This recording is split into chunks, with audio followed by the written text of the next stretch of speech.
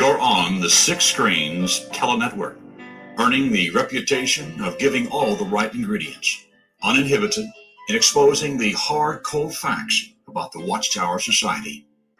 And now, the end is near.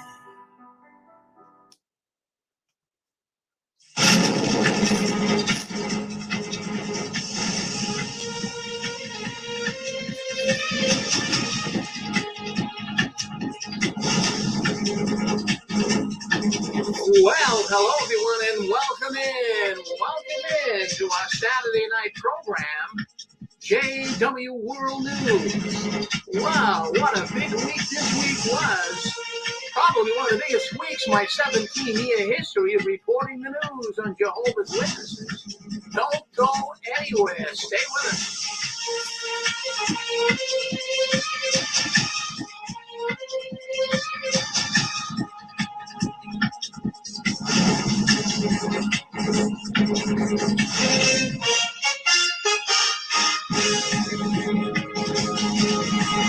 Well, hello. My goodness, it's so good, so refreshing. Every Saturday night to be here. This is my favorite night of the week. I can bring all you folks into my little studio here by the internet and telephone lines, and we can talk about what's going on behind the curtains of the Watchtower. Well, my name is Rick Farron, and I am coming to you from the apostate capital of the world. Well, that's right up here in Boston, and we're in good company. We have plenty of apostates, and they're all over the place up here. And, don't you feel bad. If you're in an area where you don't have apostates, so to speak, well, by all means, you just keep tuned, because in a matter of short time, you're going to have so many friends and relatives coming out of this organization, your head is going to be spinning. Friends, I am not looking through rose-colored glasses here tonight. You know what? Listen, we have to face the facts. This organization is tanking. How can anyone in their right mind think elsewise? Now, we've been so indoctrinated, so much following their ways for many years, many of us, that it's so thick, the indoctrination, all of that garbage that was put into our mind. It's taken a while to get it out. But boy, come on, let's stop and think. The apostates are getting scores on the scoreboard. Hey, this is the Super Bowl. That's what I'm thinking. This is a big thing. We are starting to win the game. We are seeing things we never thought we would see. When I started doing this 17 years ago, we didn't have stories like this. We had all puff pieces. We had, the Watchtower write-ups in the internet papers and what have you on how wonderful the witnesses are, and they're coming into this city, and they're going to have a convention, and they're going to spend money, and they're wonderful people. That's all we heard 17 years ago. Friends, they have a tarnished image right now. That they really do. Stick a fork in these guys, take them off the grill. They are cooked. There's nowhere for them to go. Really, as I always say, the monkey died, the circus is over. That is, the game is over with these guys. People are catching up to them. They're figuring out how they pulled off one of the biggest con games in American religion. It's unbelievable. Well, we'll get more into that in a second. But I wanted to make at least a couple of announcements here before we get into our program tonight. A lot of people, I've been getting emails, and people all over Facebook and YouTube, they've been writing, where is Barbara Anderson? Well, Barbara Anderson, as you well know, she's done 4 programs on here. She's part of our Six Screens network. And she has done 4 programs, and she has a program called Barbara Anderson Speaks Out Against the Watchtower. Now, she wanted me to tell you, I didn't want to say a thing until I checked with her, but she said, fine, announce it to the audience, Rick. I want you to know that Barbara was in the hospital for a good part of a week with COVID. She had it really, really bad. And that, of course, is down in Tennessee where she lives.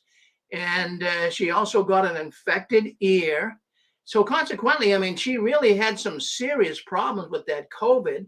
But I was on the phone with her the other day, and she says she's recuperating fine.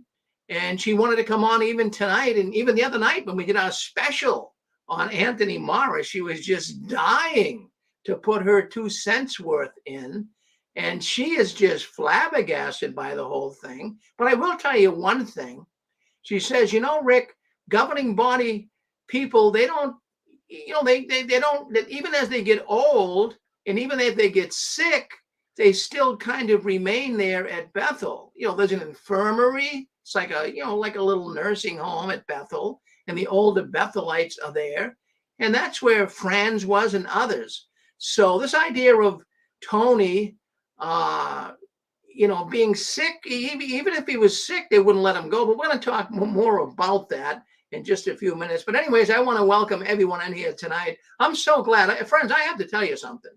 I am just so happy that I am watching the collapse of this religion. And, somewhere, someplace, someone's listening in tonight, and, maybe they're being shunned. Their life may have been turned upside down. Maybe they're in a room by themselves. Maybe they're even crying. Well, we had a man on last week, a young man that came into tears. He was so emotional. He found his way out just 3 weeks ago. He was disfellowshipped. And of course, everyone's shunning him. But he came on the program, and was it Wednesday night? I think it was Wednesday night. And he broke out in tears, emotional tears. He was so happy to find people that are out of the Watchtower and discussing things. And it's like he found gold. It's like he found gold. Well, let's go into tonight's news. Let's see what's going on. So let's see what the Watchtower is hiding behind this week. Well, I'm going to put a picture up on Facebook and on YouTube. You'll see it. But I want you to see this. This is, when I believe it was Wednesday morning, my phone started ringing off the hook. People were calling me. People were emailing me. People were Facebook messaging me, and it's all about this. And there it is right there on February 22nd. This is the message that was sent to me, and it started a firestorm. On Wednesday, February 22nd, 2023, it was announced at World Headquarters that Brother Anthony Morris III is no longer serving as a member of the governing body of Jehovah's Witnesses. And I stand corrected. That was on Thursday. So I believe that would have been the 23rd, was it? Yeah, 23rd. So anyways, immediately, in fact, all the people on YouTube, Critical Thinker, John Redwood, Mike and Kim, all of the people, and kudos to them all. They all came out and started blabbing the news. And really, it was such good news. People were just, oh my goodness, I feel so good. I don't know. I don't know if there's anyone that had mixed emotions. I must say, I believe everyone just went, hurrah, hurrah. And they were so glad because Tony, let me tell you something. Tony Morris was perhaps the most devious. I don't want to beat the guy up too bad, but there's 10 governing body members now. I don't know the 2 newest ones, but of the 8 that we all were accustomed to and used to, let me put it this way to you. Tony was the most evil. He had such bitter criticism, such vitriol toward witnesses that have left. Apostates is what we are called. He hated us. Man, he did things that even on YouTube and on that JW streaming right off of their JW.org that I'm really surprised the Watchtower let him get away with it. I really, really am when I stop and think about it. But anyways, I'm going to do this. There's many thoughts on the governing body member, Tony, and how he was removed. Now, when we had our program on Thursday night, we had so many people calling in. Even it was a 2-hour program, but I had to shut it down. But people still wanted to call in, and they were calling me even after the program stopped. So here's what we got. Why was he removed? I mean, we all can speculate And, we can sit here and hypothesize, but we don't know for sure. But because the Watchtower is so eager to just put a little bit up, Anthony Morris, they said Brother Anthony Morris III is no longer a governing body member. So wouldn't you think, not just the ex-witness world, but wouldn't you think even if you were a card-carrying Jehovah's Witness? So now Tony is removed. Well, what was he removed for? Well, on our program, we had a number of people calling in. Most people thought it could be because of alcohol or alcoholism. You remember the famous movie, I say movie, but video of Tony in the liquor store buying Macallan Scotch. We all remember that. How could you not?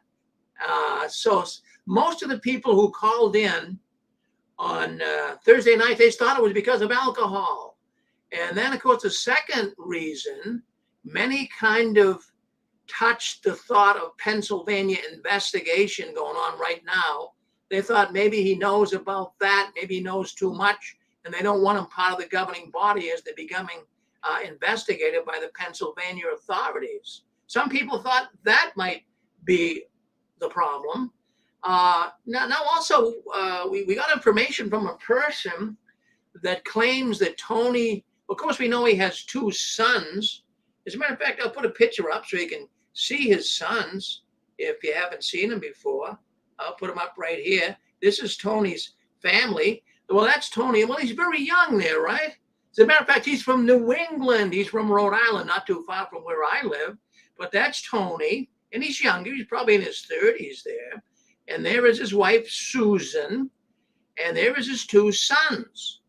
Now, we had information come into the 6 screens on Thursday, and a person said they had reliable information. I mean, we hear that a lot, right? But we can't really say it's totally true because we don't know. But one person did give us information that they had a friend in Bethel, and Bethelite had heard this, that the daughter-in-laws, they were at a wedding where Tony was, and Tony drank too much. He got drunk. And so they were quite, they were quite talkative about it, and people found out about it, so they had to do something. So they were saying Tony was removed because of drunkenness, but don't take it to the bank and catch it. I'm only giving you reasons that people have called in here and said. Even people have said, well, maybe it was for adultery, but I don't really see Tony as a womanizer. I mean, do you? I don't see Tony as a womanizer, but of course you never know. You never know what a womanizer would look like, right? So I don't think he committed adultery, as some people have thought. And some said, and I'm kind of putting my hat on this rack. Some said that Tony was too much of a liability. He was too frivolous, too forward in being so obstinate and hateful toward ex-witnesses or people who weren't really Jehovah's Witnesses. And just to give you an idea on that, I'm just going to show you a clip here. This is the infamous Tony right here. Now, that particular video, he did a video. I'm just showing you a picture here. If you're on Facebook and YouTube, you can see a picture of Tony blowing out a match. That video was filled with vitriol, hatred, bitter criticism toward apostates. Now, he blows that match out, and then the smoke that's rising, he said, that's Jehovah's enemies. Those are the apostates, is what he was saying. So, I want you just to think for a second. Put your Jehovah's Witness thinking cap on. Now, just stop and think for a second. You're a Jehovah's Witness. You're sitting in the Kingdom Hall. They're playing that live streaming event with Tony giving that talk of blowing the match out. Now, what are you thinking if you have a son, a daughter, a mother, a father, a sister, a brother who was in the who left the organization and now is apostate? Are you thinking of them as smoke? Man, I'm telling you, that could traumatize a person. Talk about religious traumatization. That could do a job on a person, couldn't it? Really, I mean, that kind of was hitting below the belt. So some have gave the opinion that Tony is a liability, and in some way he wasn't worth keeping around. So they had to let him go. It was just too much. And that's not the only. He had a number of bitter talks like that. Number of bitter talks. So we might even talk. I might even show you a little clip from a video here in a second or two. But there's some. We're trying to look for clues. We're trying to be detectives. We're all trying to be detectives here in the ex-witness world, and not only in the ex-witness world, but even Jehovah's Witnesses, rank and file Jehovah's Witnesses. They too are trying to put the pieces of the puzzle together. So we're all detectives. Why was Tony Morris removed? That's the question. Well, I'm going to give you some clues. I tried to sit here. I sat here and kind of contemplated, and I'm just thinking to myself out loud. I got some clues. Now, in the message that was written on JW.org on Thursday, it simply said that Brother Anthony Morris is no longer on the governing body, a governing body member. He's removed from the governing body. That's what it said. But the one clue that I got here, I'm playing Professor Cousteau tonight. Cousteau, remember that? Remember him? I mean, we can all play him tonight, can't we? So one of the clues that we had here was brother. They referred to Anthony Morris as brother. So, when I was disfellowshipped and they read my name from the Kingdom Hall, they didn't say, well, Brother Rick Ferrin was disfellowshipped. Absolutely not. They said Rick Ferrin is no longer one of Jehovah's Witnesses. They didn't refer to me as brother. So by calling, or at least identifying brother, of course, concerning Tony, it shows that, maybe he's still a brother. He hasn't been disfellowshipped. I picked that up. Now, many have also said, is he going to leave Bethel? Now, how would you know that? I mean, how would any of us know whether he's going to leave Bethel? We try to think of things but I can't give you any thought on a reason. I don't know if he's going to leave Bethel, but we had Chewy call in earlier on the program, remember? And Chewy was saying, well, he's going to be ostracized. He's going to feel like the third monkey on Noah's Ark walking around the halls of Bethel. He's not gonna fit in. So, but they gave no mention of him leaving. They really didn't. So these details that we have, they may be meaningless. All of our thoughts and all of our conclusions we're drawing, they may be meaningless. But at this point, it's the only information we have to go on. And don't come on, folks. We're all humans. Are you human? Are you a dancer? Really? Think about it. Now, we're all humans, and we have to at least think we're not doing anything wrong by speculating. Why wouldn't we? This man, I mean, he was a center of attention for the ex-witnesses as we listened into some of those broadcasts. It's all over YouTube. So then I tried to think, okay, I'd like to get more understanding. I would love to be able to pick some crumbs up on the trail and figure this out.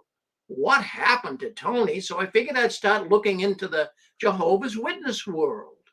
The actual card-carrying Jehovah's Witnesses. What are they saying? Well, most of the Jehovah's Witnesses and the sites that I have been on, they believe that Tony Morris was removed because he was sick. That's what they're saying. And they're saying it's probably because he has trauma-based PTSD from his war days. Well, friends, that's what's floating around the kingdom halls. Yeah, that's what they're saying. And we had a man on the program on Touched by the Tentacles program just before our program here now. And the man came on. His wife is a card-carrying, active, reporting Jehovah's Witness. And boy, she said the congregation's not happy over this. They were talking and speculating. So even the witnesses themselves are. See, we just don't know what happened. We cannot speak here tonight in absolutes because something really is not definite. So we can't speak in absolutes. So what we're saying here, it's just pure speculation. That's all. Now, the other thing to keep in mind here, it's being spread around the congregation that he's sick, as I say. That's the main reason that they're going for, but that doesn't make any sense to me. If he was sick and he was suffering from war-related PTSD and he had issues with sickness, don't you think that would have been mentioned to settle the minds of the Jehovah's Witnesses on Thursday when they got on the website? Wouldn't they have said, Brother Anthony Morris is no longer going to be on the governing body as he does have some sickness that has to be taken care of? They would have said that. He's supposed to be your brother. Isn't that what we're told as Jehovah's Witness? Oh, we're all brothers and sisters. We all love one another. Well, if your brother was really, really sick, don't you think that his wife or someone would tell you? I think so. I mean, I'm just being normal here. So I don't go along with the fact that he was sick. And not only that, it's being spread around even at that, the witnesses should be praying for Tony. But they don't even know what the reason is why he left. But they're saying they should pray for his sickness. No, it's not sickness. See, all the PMEs, all of the witnesses that are still deep entrenched in the Watchtower, they are gaslighting themselves right now to make this okay in their world. Now, you hear the word gaslight. We all hear it. It's a common phrase today. So I'm saying that PMEs, those physically in and mentally in, they're gaslighting themselves. What does that mean? Gaslighting happens when an abuser tries to control a victim by twisting their sense of reality. Let me read it again to you, because this is what's going on in the witness world. Gaslighting happens when an abuser tries to control a victim by twisting their sense of reality. So someone started a little rumor at Bethel. Could have been the other governing body members themselves or some officials. Oh, he's sick. Tony's sick. Tony's sick.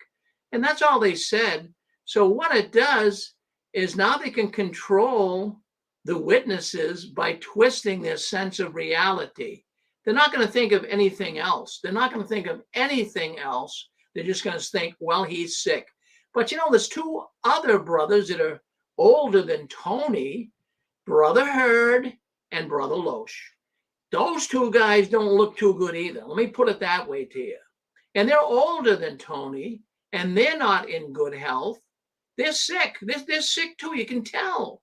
In fact, Loesch isn't doing too much there anymore. You don't see him giving talks all the time like Morris and Lett and Splain and Cook. You don't see Hurd. I mean, Hurd, you hardly even hear from him. So they're probably even in the infirmary. That's like a nursing home there at Bethel. So they're still there. They haven't been removed from their position. And even Fred Franz, remember him? Boy, big time organizer, big time president of the Watchtower. Well, he hung on for many, many years when he was bedridden. He was in the infirmary at Bethel. At the time it was in Brooklyn. They had like an infirmary. It's like a nursing home, small nursing home inside Bethel for older Bethelites.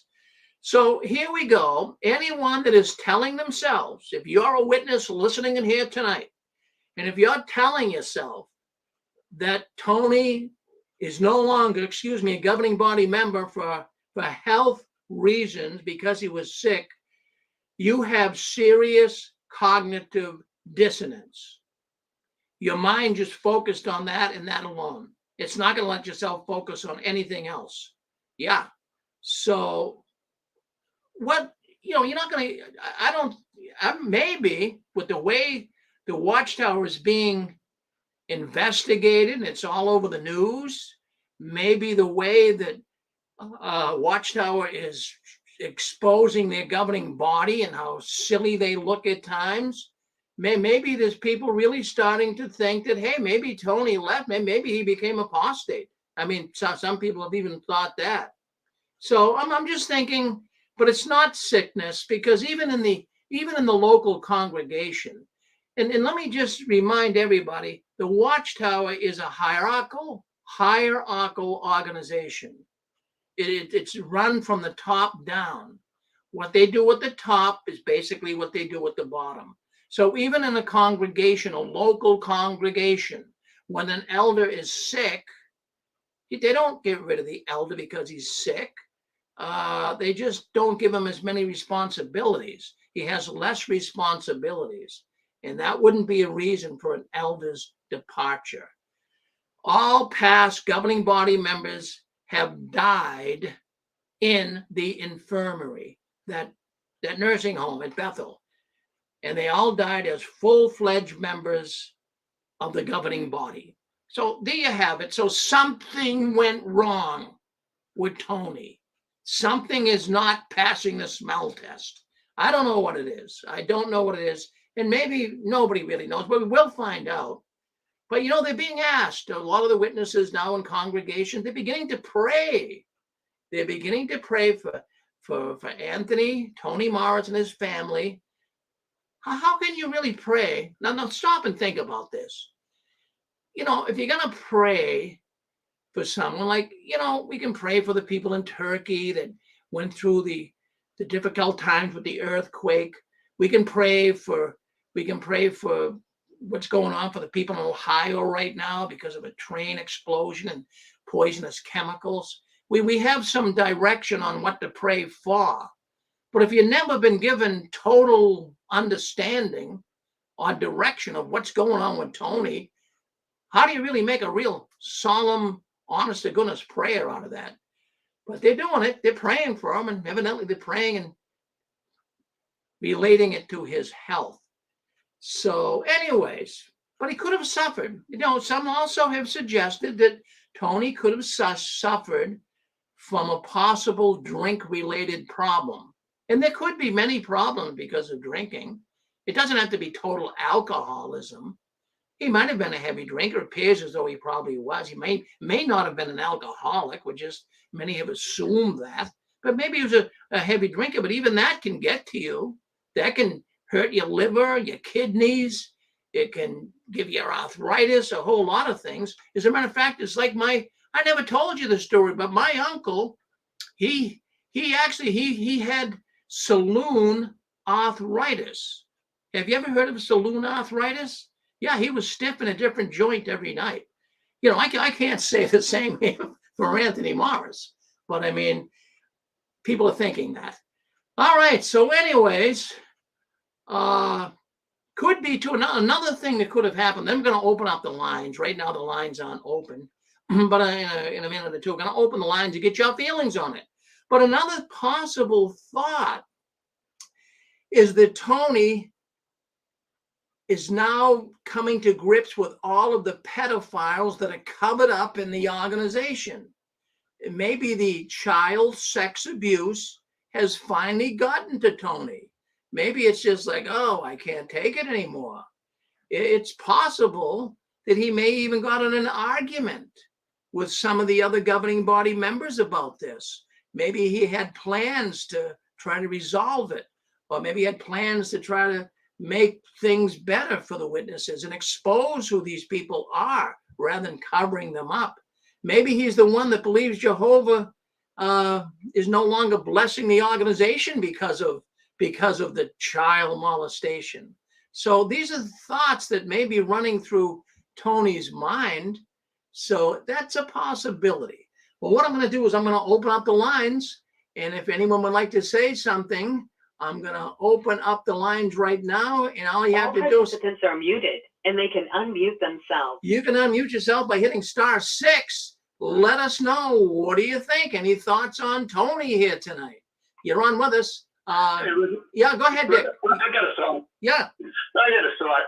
You know, when I was doing counseling for PTSD, same as Tony, you know, the Vietnam War and the Marines and all that stuff, we once was asked to raise our hands, and all of us that really believed that the war made us, well, I was an alcoholic, but made us drink. And the majority of guys said that it wasn't the war, they just liked getting drunk. It is true that there's some people that started using drugs and alcohol because of the war, the PTSD. But the majority of people drank because they liked to drink. And so I'm kind of skeptical that Tony's service in Vietnam with the Marines caused him to drink. And another thing on that, if you are so, quote unquote, spiritual to be governing body member, if that were true, the Holy Spirit would definitely take the PTSD right out of your heart and right out of your mind. And if he's dealing with PTSD, then he doesn't have Holy Spirit. Thanks, Rick. Well, very good comment. Hello. Yeah, go ahead. You're on with us, sister. Hi, it's Annie from Montreal. Hi, Annie. Hi. Well, you know, I don't know any more than anyone else. It's all speculation right now. But the one thing I would like to say, though, is that alcoholism is an illness. I mean, it's a very, very bad one. And I know of personal experience, someone who attempted suicide on account of it. So we know that Watchtower is all about image, and I don't know if we'll ever find the true story, but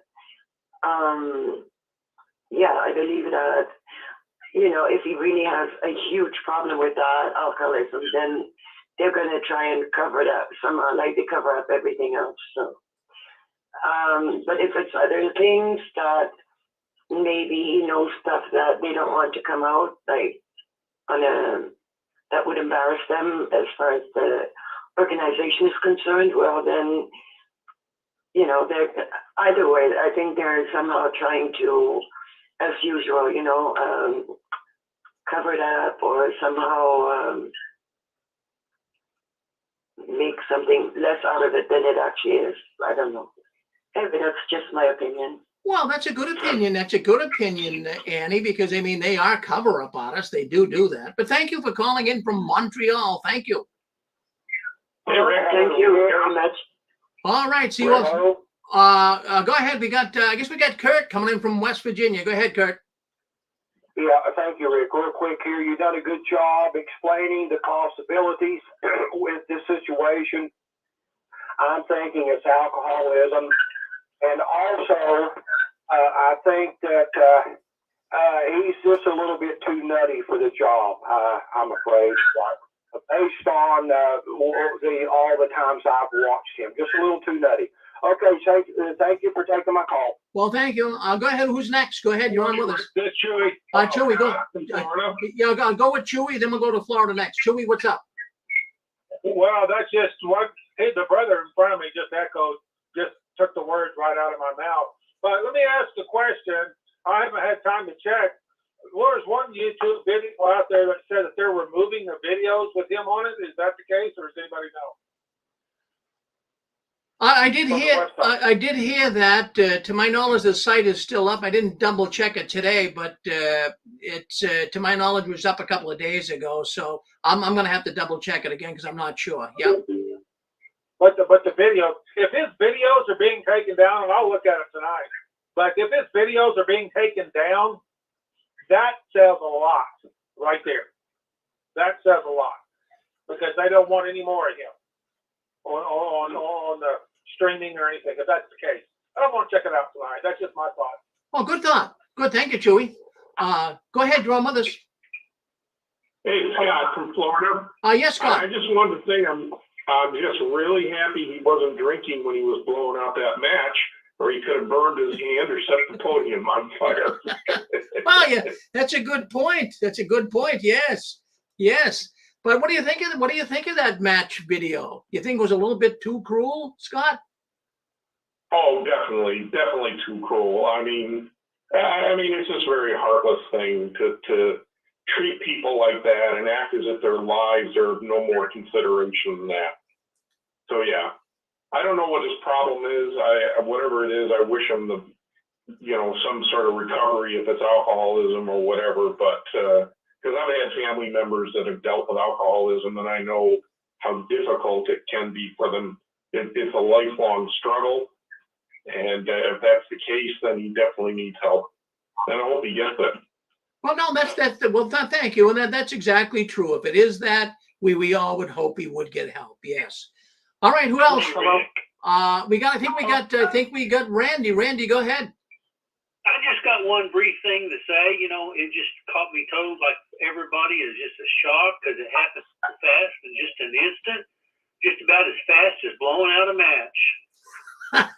Yeah, well, you got that one right. But I suppose it was smoke with that match too. All right, who's next? Go ahead. You're on with us. Hello. Yeah, go ahead, Mike. Hello. Yes, Mike. Yeah. Well, I was thinking, Rick, he had the nickname type thing, Tony. So he was a known enemy of the LGBTQIA+ cult. So maybe he was the latest victim of cancel culture. That's what I'm thinking. Possibility. Well, he could have been a little too strong on those issues. We know the position the Watchtower takes, and maybe he was a little bit too strong. Thank you, Mike. All right, who's next? You're on with us. Go ahead. Rick? Yes, Carol.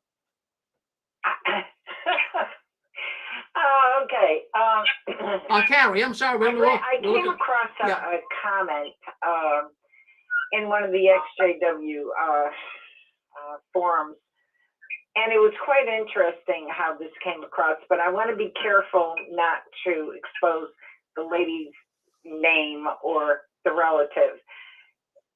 The sister that did write this said that she has a very close relative that works at Bethel in a certain department, which I'm not going to pinpoint.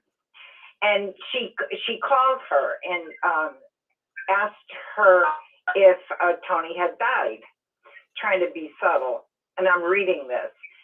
And the relative says, no, he's just not able to serve in that capacity right now. And we are praying for him. He's an amazing brother who has given his heart and soul to Jehovah and his organization. That's it. I copied and pasted that, and I said, well, that's interesting. It's not pinpointing anything except that he's not able to serve in that capacity, whatever. Yeah, so it doesn't, it kind of still is vague, isn't it? It just doesn't get right to the nitty gritty. Well, I guess they're all told to be careful what they say. Yeah. And what they know. Is it our business? Well, I think maybe we should know what's going on, but they're not going to tell. Well, no, thank you for saying that. Technically, from a human standpoint, it's really not our business. Is it our concern? Yes. But you know whose business it is? The Jehovah's Witnesses' business. I mean, let's stop and think about this for a second. Joe Biden, he's the president.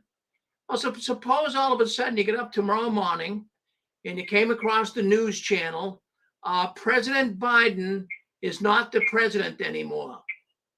And that was it. How would that go over? That would go over like a Chinese balloon. It wouldn't do it. In other words, you would want to understand, well, why isn't President Biden the president anymore? It's our business as Americans. Yeah, it's our business as Americans. I like that comparison. Yeah, it's our business as That's Americans. pretty good. Yeah. So I think the You got witnesses. to give yourself a prize for that one. I'll give myself a gold star. As Mark Taft would say, There I'll you get go. 500 gold stars. There you go. Well, thank you. And I'm sorry, it's actually Carrie calling here tonight. Okay, good. Yeah, listen, you know what? It doesn't really matter. It doesn't matter to me. All right. You know, I have no family members that are in at all now. I only have one, and I'm not even worried. You know, I'm not even out of hiding, if you want to put it that way. It doesn't matter. All People right. can know who I am. Well, good for I've you. been around a long time. Well, good for you. And thank you very No much. problem. Thank you for coming in. Really appreciate it, Carrie. All right. Well, there you have it. You're welcome. Do we have some others on here? I see a number of people coming into the green zone. That's the zone. Did you want to speak up? Go ahead. You run with us if you want to. Yeah, Well- hello, Mr. Farron. Yes. I guess this is Ken from Northern Michigan. Yes, yes.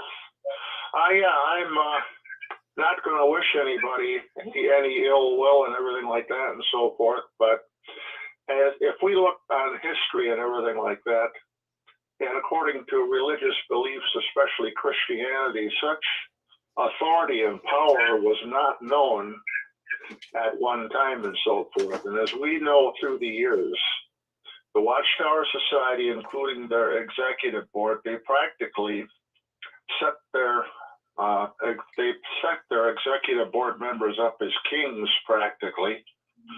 When they put themselves above the laws of God, they put themselves above the laws of the land and our Constitution, and they violate people's civil rights and human rights and so forth. So the ancient beliefs of Christianity and in Judaism too is that their creator was going to bring such authority to destruction someday. And so I guess that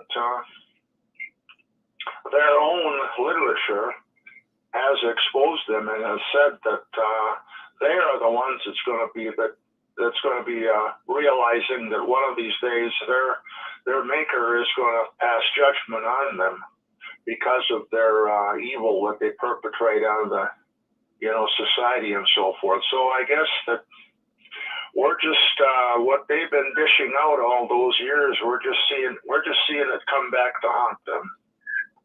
Well, that's an excellent. I have to tell you, that's an excellent comment, Ken. Thank you for bringing that up, because all these years that we have been one of Jehovah's Witnesses, how do they tell us how bad Christendom was? And they're part of Babylon the Great, and they will be destroyed by Jehovah because of their bad deeds. Well, look at the bad deeds. You want to talk about bringing reproach upon Jehovah? This organization is the epitome of that. Unbelievable. Thank you, Ken. Yeah. Thank you. Yeah, well, we'll keep listening, Ken. All righty. Well, very good. Good comment. Thank you. All right. Well, anyway, yes. Yeah, go ahead. Yep. We'll go with Dan. Yeah. Go ahead, Dan. We'll go with the lady. Go ahead, sister. Okay. All right. Well, go ahead, Dan. Then we'll come back to the sister. Okay. Yeah, I was just going to say, Rick, you know, it's pretty sad when the highest person, I claim, you know, these governing body people are the highest, and everyone's wondering, did he go out an alcoholic? You know, that's crazy reflection on the organization. And I mean, you know, I'm not saying he was an alcoholic, just that, you know, they saw him with all that booze and buying it so far away and being so covert. But I think what a reflection on the organization. And then the other thing was what they didn't say, that sister kind of touched on a little while ago, but the fact that they didn't do a big appreciation of all his years. Usually if somebody's stepping down, there's this, you know, kind of moment where they say, we're so appreciative. There's, you know, there's a speech, but like you said, Rick, there's no speech. He just stepped aside. He just disappeared, and let's all pray for him, and, you know, all this and all that. Like Gorgie said, if the Holy Spirit was there, he would have been healed from trauma. I know it takes years. I've been healed from a lot of stuff. I've been healed from alcoholism. I haven't drank in almost 20 years. And so I know that those things can go away. And so anyway, it's just interesting that there was no celebration. Usually there's a celebration, Rick, for a man that's given so much of his time. But what we saw was a man who was a time bomb at the end, a man who was trembling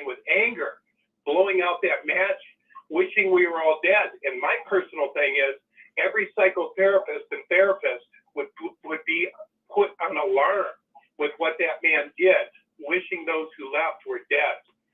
You know what I'm saying? Oh yeah, no, that's an evil thing. So some would look at that, like you say, therapist or even psychiatrists or psychologists at least, that they would think the man has too much anger. Yeah, wouldn't that be, Rick? And it's like, what a reflection. I mean, you've heard so much about the one who left, and the Father loved him even on his journey away. But to wish us dead is a definite cult it's definitely a cult perspective to wish those who don't agree with leadership or decide to take another course, to wish them dead. That's totally cultic. That's it, Rick. Thank you. Well, Dan, I have to tell you, for the 17 years that I have been doing this program every Saturday night, talking to thousands of people all around the world, I never heard of any ex-Jehovah's Witness, an apostate, so to speak, ever wish any Jehovah's Witness death. Never have I heard that in 17 years. But there it is. There's an example. Rick, and don't you think, Rick, that's going over the line? Don't you think the people at the top, the big boys, are going, wait a minute, he's a danger to this organization? For whatever reason, Rick, us truthers got to him. And he was just trembling. I mean, I remember that day I saw it. I go, oh my God, he wished us dead. I was like, how? I was just thinking, what if the Pope did that? What if anybody in this great big leadership religions in the world said, I wish you were dead? I was like, I would be so alarmed. I think the alarms went off in Bethel and red lights went off, like, whoop, whoop, whoop. We got to get this guy out of here. So they start planning his exit. Anyway, that's just my thoughts, Rick. Yeah, well, absolutely right.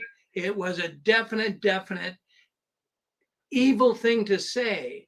Thank you, Dan. You got me thinking. You really got me thinking, because I kind of brought it up on Thursday night and even a little bit here tonight, that because of his renegade way, because of his bitter criticism, his hatred toward people who are not Jehovah's Witnesses, apostates mostly here, he could have got him in trouble because of all of what Watchtower monitors our program and other people doing programs like this too. And Watchtower monitors it, and they report back to the headquarters, to the powers to be, what's being said. And, all of us apostates, so to speak, might have been really ranting and raving a lot about Tony. They might have said, Tony, you're too much. It's too much. It's just you're over the top. That's a possibility. Thank you. Hey, Rick. Yes, Randy. Just wanted a reminder. I think probably everybody already is aware of this, but Watchtower standard practicing procedures is when an elder steps down, or ministerial servant, if they want to step down, they don't say they're stepped down. They just say they're no longer serving as an elder. It's the exact same type that they made about Anthony Morris. Exactly. Well, Randy, thank you. Thank you for chiming in tonight. Always good to hear from Randy from Oklahoma. I just wanted to add that different people have different chemistry, and some men might need a 30-day hospitalization program to get clean and sober. Well, what would you advise, Pixie? Well, that's not my specialty, but I do know a dear friend of mine was very thankful when he went into a rehab hospital. It was a hospital. It wasn't a specific rehab. And he was able to quit alcohol and cigarettes. And he was very spiritual, and he was very grateful afterwards. He could not do it on his own.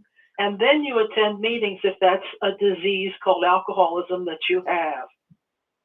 It could be that Tony needs a 30-day program. Well, I'm not going to doubt you, Pixie. I'm sure there's many listening here tonight that would probably say the same thing. Well, thank you for checking in. Thank you, Pixie. Okay. All right, there you go. Well, what I wanted to do, where this has been brought up by Dan and others here tonight, I'm going to play a clip I'm going to give you that match video. I think that's the one that's really in the minds of all of us apostates. Maybe it's even in the minds of Jehovah's Witnesses, because their relatives are going up in smoke. that have left the Watchtower.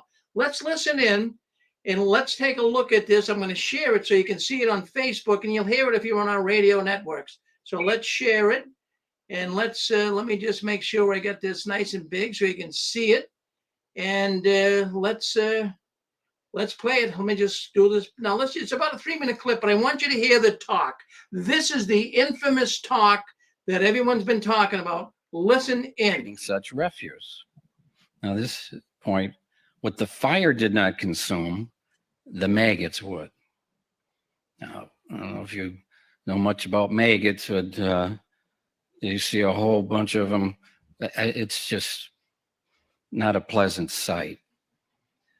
But what a fitting picture of the final end of all of God's enemies.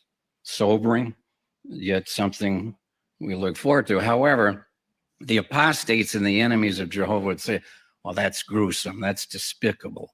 You teach your people these things? No, God teaches his people these things. This is what he's foretelling. And frankly, for friends of Jehovah God, how reassuring that they're finally going to be gone. All these despicable enemies that have just reproached Jehovah's name, destroyed, never, ever to live again. Now, it's not that we rejoice in someone's death, but when it comes to God's enemies, finally, they're out of the way, especially these despicable apostates who at one point had dedicated their life to God, and then they joined forces with Satan, the devil, the chief apostate of all time. So while we eagerly await Jehovah's bringing his enemies to the end, very sobering point from James chapter 4 that you'll remember. Let's find James and what he writes here. James chapter 4. And James, of course, Jehovah used him and inspired him, but always nice and direct. You don't read James and go away saying, I wonder what he meant by that. It's very clear. Verse 4, adulteresses, do you not know that friendship with the world is enmity with God? Whoever, therefore, wants to be a friend of the world is making himself an enemy of God. So what a clear warning. We don't want to have any friendship, whether socially or on social networks, with Jehovah's enemies. We're not friends of the world. We're Jehovah's friends. We're looking at him as our closest and most precious friend, and we never would want Jehovah to view us as an enemy. So, in conclusion, let's go back to that opening psalm that we looked at here. Start showing the match. Just to help this verse stay in your mind, we hope. Verse 20, just to emphasize this, but the wicked will perish, the enemies of Jehovah will vanish like glorious pastures, particularly they will vanish like smoke. So I thought this would be a nice memory aid to this verse stay in the mind. Here's what Jehovah's promising. Okay.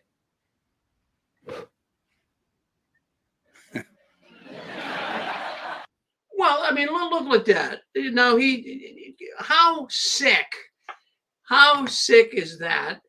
You can see him right there. He's got the match, the smoke, and then he gets the audience to all break out in laughter. I mean, really?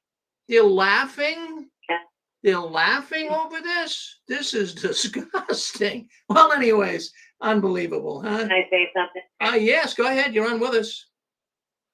Yeah, you know. Hold on. We got a lady here first that's speaking up, and then you come on, sir. We got the lady first. Go ahead, miss. So, yeah. Thank you. So, he's using the scriptures. He's using these disgusting visuals, and to me, that is not loving. And God is supposed to be love. And he's standing there with a grin on his face after blowing out the smoke of all of God's enemies, who essentially are us and children and just all of the people that, aren't baptized, that'll die at Armageddon, or those blood guilty ones who don't go out in service for 3 weeks, they hold everybody accountable for their actions. You get caught doing the most minor thing, your actions are held accountable. But you know what they're going to do? They're going to hide whatever's going on with him. We all know he's a drunk, and I don't feel sorry for him, honestly. Power is corrupting. They have taken power, and they become corrupted. And they hide pedophiles. They take, giving, loving, empathetic congregants money and use it on real estate. Don't even help. They don't do any charitable things for anybody. Don't help those people. It's just, it's sickening. And you know what? I honestly don't care what happens to him. All I am happy about is that the organization is crumbling and we get to watch it step by step. And I'm going to eat my popcorn and I'm going to smile. And I don't care that he's an alcoholic, because the people that are alcoholics, because of Tony, because of what he said, he needs to answer to a higher power, whoever that is. Anyway, I'm going to go. It ticks me off when people say they're praying for him. Yeah, well, basically, I don't know if any ex-witnesses are praying for him per se, but I know the witnesses are. They don't even know the reason what they're praying for.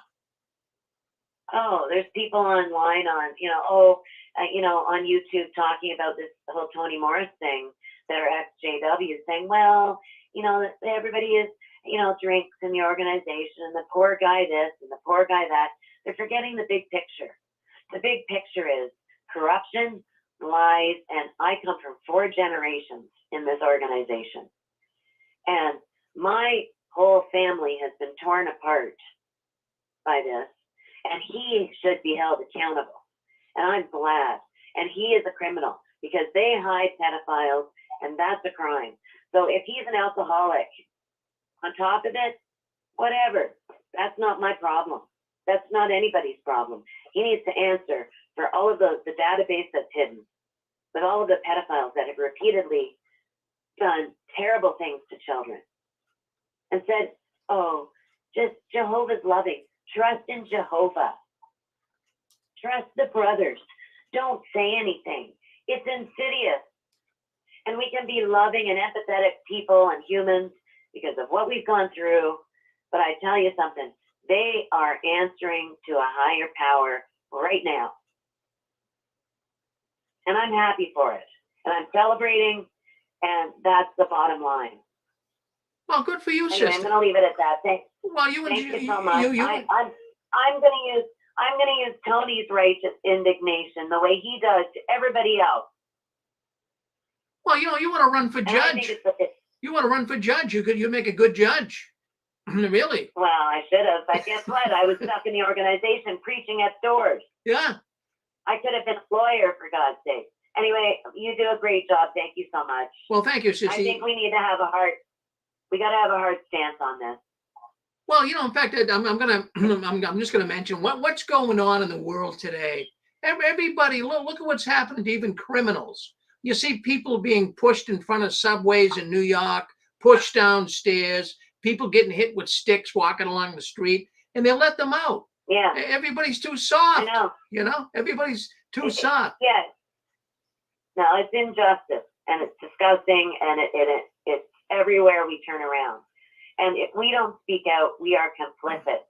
So we need to be strong in our stance to change the standard of society. We need to be warriors and pioneers for change. I'm with you. Hey, listen, I like your style. I like your style, but well, where were you calling in from? Can I ask?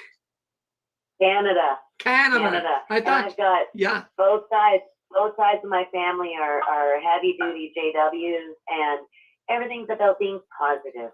Let's all be positive. Everything's going to work out. This and that. And I'm just thinking, you guys are so blind. They're lying to you. They're taking your money.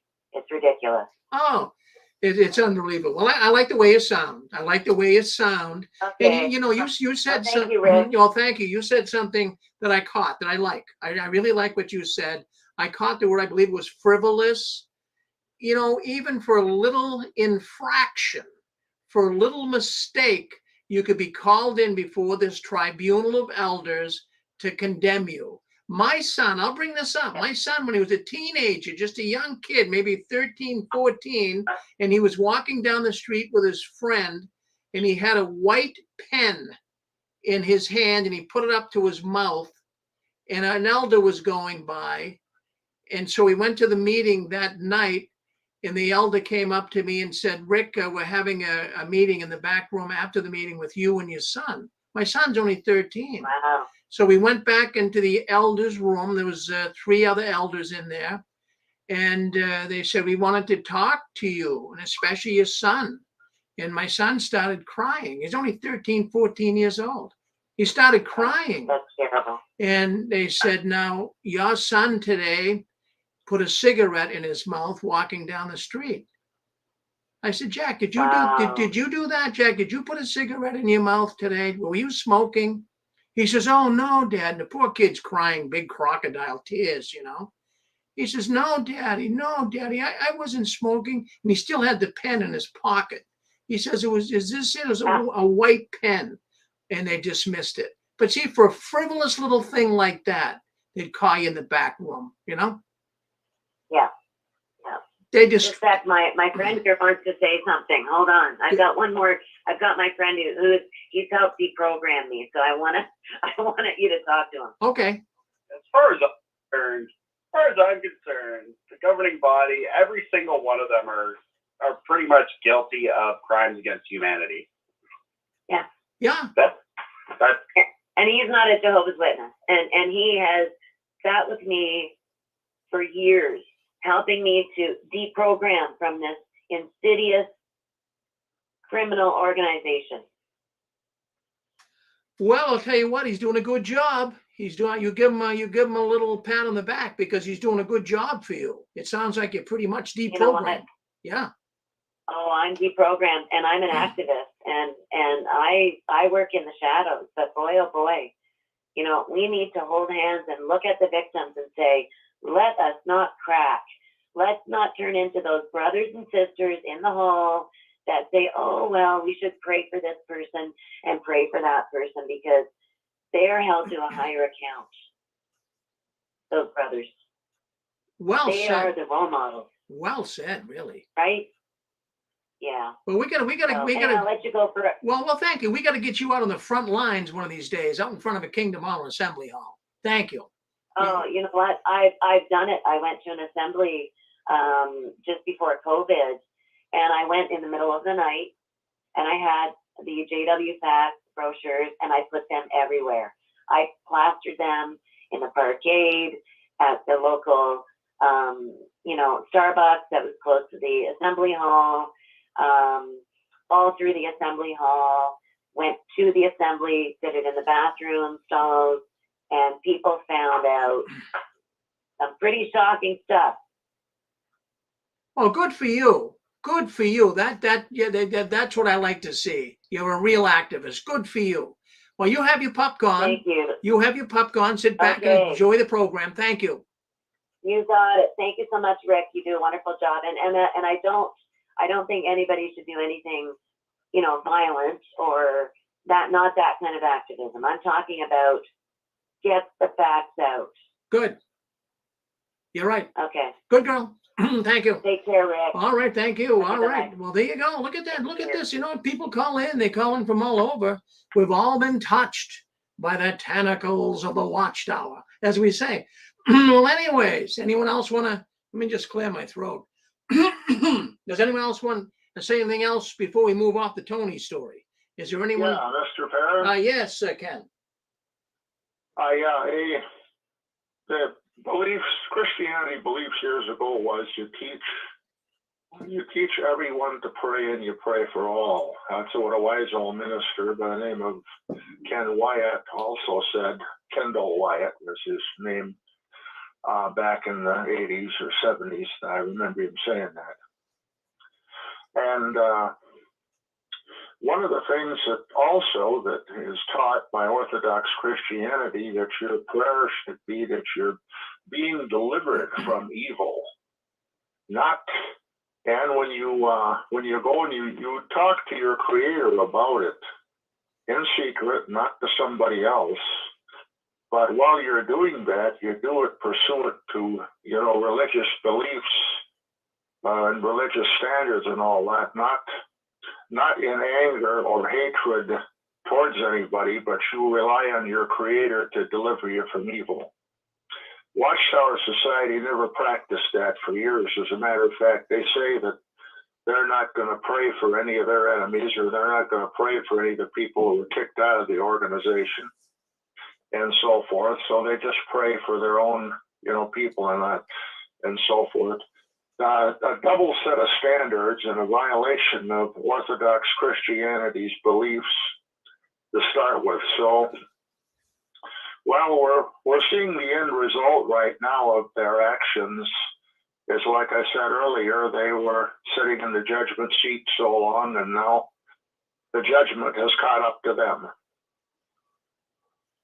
Well, you're absolutely right. They got it. The judgment has caught up to them. And I'll tell you what, this is going to be one of the worst years ever for the Watchtower. They've got so many problems ahead of them. I can't see them coming out without losing millions of people. Thank you, Ken, for checking in. Really appreciate it. All right, let's move on. Hey, Rick. Yes. Yeah, I was going to say this to Jeff. A lot of it, maybe they're just trying to move on or get him out of there because he's bad for business. I mean, he's making stupid speeches. He's probably drunk when he's doing it. And they caught him in the liquor store. That video keeps going around and around and around. So that's my point there. Thanks. Well, yeah, that's a good point. No, that could be. That could be it. Maybe they said enough of this guy. I like your little saying there, bad for business. Maybe he was bad for business. I mean, we don't know. Yeah, go ahead. Yeah, just a quick thought on what the brother just mentioned. Tony Morris goes and fills up his Cadillac. Jeffrey Jackson drives a Bentley. I mean, there's a scripture about the showy displays of one green good light. Well, these hypocrites, with their Rolex watches and their own private aircraft, they are such super hypocrites. But I just thought I'd, piggyback on what the brother was just saying. These guys are unbelievable. And you know what? They flaunt it in our faces. And just because the Jehovah's Witnesses are in some form hypnotized, that doesn't seem to bother them. But there are some witnesses that it does bother, and they're the ones that are going to get out. Thanks, Rick. Thank you, Dick. Well, we got 978 coming in. Go ahead, 978. Go ahead. You're on with us. Hey, Rick. It's Norman. Norman, how are you? I saw the Lowell Mass on there. I'm saying, wow, that I didn't know who that was. Yes, how you doing, Norman? Very good. Glorious day, isn't it? It's a wonderful day, wonderful week. I've been doing the happy dance all week. Susan and I went out to a nice restaurant the other night. We're doing fine, Yeah. I've got a couple of quick questions for you. I haven't been able to listen to all the broadcasts, but I had a couple of quick questions for you. I was wondering, where Tony's out now, what do you think his future is? I mean, is he going to be kicked out of Bethel? Is he going to be busted down to a Kingdom publisher? Will he be showing up at my door anytime soon? And do you think a book is in the works?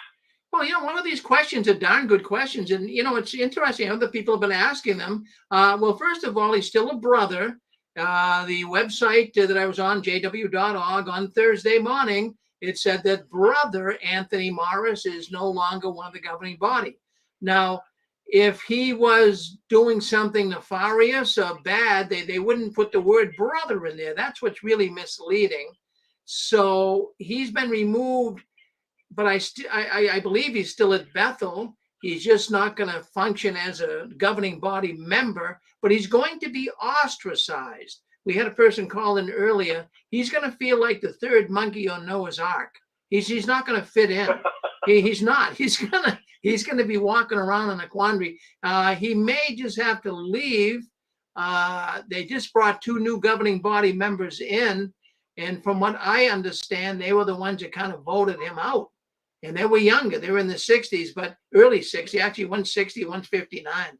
But anyways, as far as the book, it would be great if he would. I mean, that would be wonderful if he wrote a book like Ray Franz. But only time will tell, and it's going to come out, Norman, why he was removed. You can't just keep this a secret all the time. It will leak out, I'm sure. Right. And now Sharon had a remark.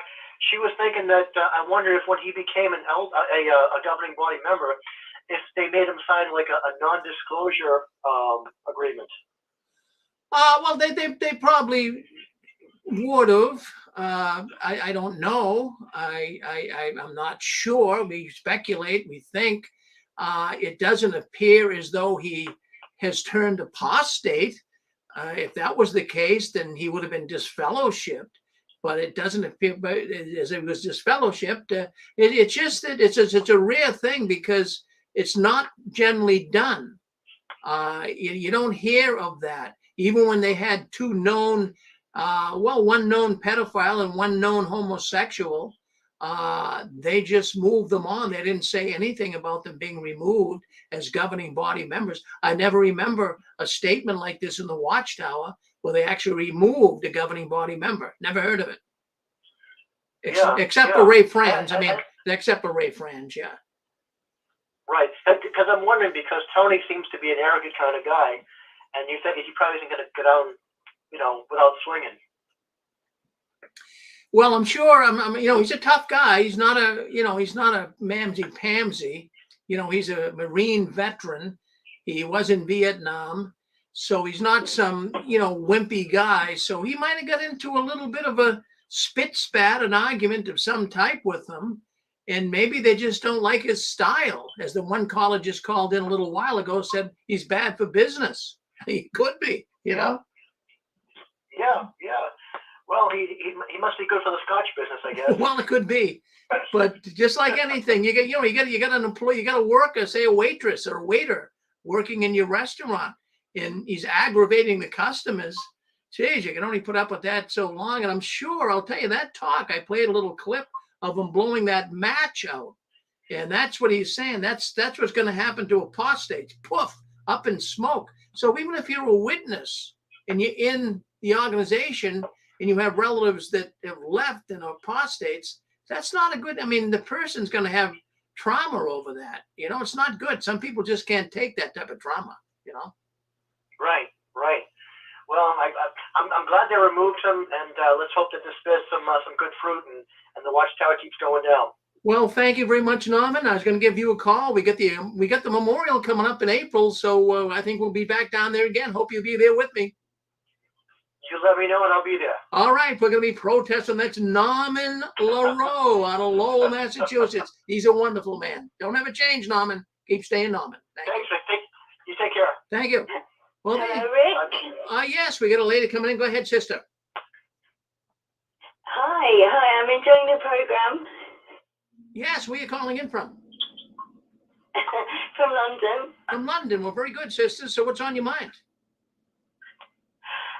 Well, I just wanted to say a couple of things about Tony.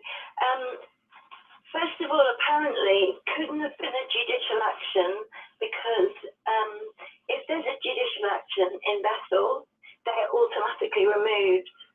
So whatever happened, it couldn't have been he wouldn't have been called into a judicial because it's an automatic removal from Bethel if you have to have a judicial. So it couldn't have been anything like that. And the other thing is that the voting system has changed with the governing body now. So there was some idea that perhaps they brought the 2 new guys in to sort of outvote Tony or something, or maybe even vote him out. But apparently it used to be that they had a certain percentage for anything to be passed from the governing body. So like I can't remember what the percentage was, but 2/3 had to vote for it or whatever. But now apparently it's unanimous. It has to be unanimous for anything to be passed. So it's possible that he had a disagreement with one or more of them, and that he stepped down voluntarily because he wouldn't vote for something or against something. A lot of people are thinking he maybe clashed with Stephen Letts, because a lot of the things they were saying were sort of opposite. So Tony would say that, you know, he never thought that 1975 was real, and he never thought that the end was just around the corner. And then Stephen Letts going, the end is, you know, it's the last day of the last day of the last day. And then, you know, Tony Morris will say that little kids are going to pass with God no matter what. And then Stephen Lett will go that babies are, you know, the friends of Satan or whatever. So, I don't know, some people are saying that maybe there's some sort of big clash between them, and that Tony stepped down because, you know. But anyway, that's what I wanted to say, that all of the governing body have to vote for something. It has to be unanimous to be passed now. They actually changed the system. So I just thought that was an interesting. Oh, and the other thing that somebody mentioned was, you know, the way you always find out what's happening with Watchtower, because they start putting out, like, you know, someone gets reproved, the next week there'll be a local needs talk on, you know, smoking or something, and you think, yeah, that person's been reproved for smoking, you know, da. Well, apparently the next two videos that came out once Tony had been removed or stepped down or whatever were about unrighteous riches. They've done 2 videos on unrighteous riches. So, I mean, that really would be a setup for the books. If Tony's been stashing some money and he's packed his bags, you know, I don't know, but I just thought that was quite interesting, because that is the way Watchtower works. You know, they don't ever say anything, you know, they don't ever come straight out and say it, but you'll figure out what's going on by the sort of whatever talks they give, or, you know, quite often that will happen. But anyway, the other thing, I've got even more to talk about. The other thing I wanted to say was that the last time I saw him, he was looking really ill. He actually reminds me of some of I used to be a nurse, and I used to work on a liver unit. And he did actually remind me of some of the patients that I had, that he was quite bloated, and he had he looked a little bit jaundiced. It could have been the makeup. Obviously, they put a little bit of makeup on them when they're doing filming, but I did think he looked quite yellow, and I did wonder whether it was possible that he had some type of, possibly even cancer, liver cancer or cirrhosis, something like that. But yeah, that's just what I wanted to say. But yeah, it's a great show anyway. Enjoying it. Well, thank you very much, sister, for calling in. Well, you seem to, you know, you ought to be working for the FBI. I like how you, I like how you're gathering intelligence. And you know, in fact, that's right, because I saw on JW.org those 2 little articles they had on unrighteous riches.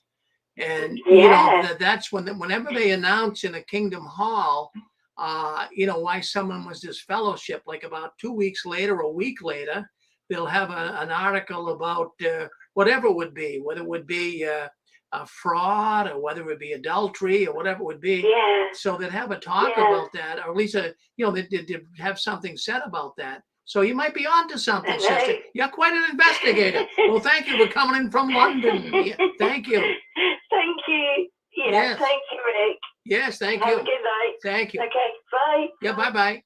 All right, who else is on here with us? Go ahead. You're on JW World News. Go ahead, speak up if you like. You're on with us now. Go ahead.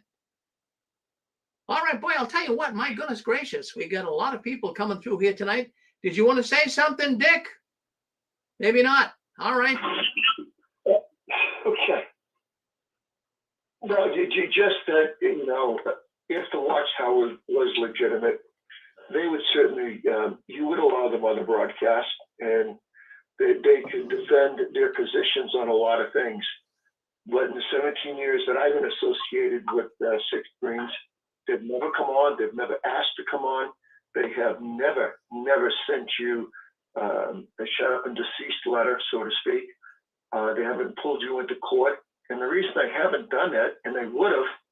is the fact that what we're speaking is the truth. And if we're not 100% sure, we'll tell the audience, don't take it to the bank and try to cash it. All the things that we're saying is the truth. We are the truth. What we're saying about Jehovah's Witness organization, the governing body, is the truth.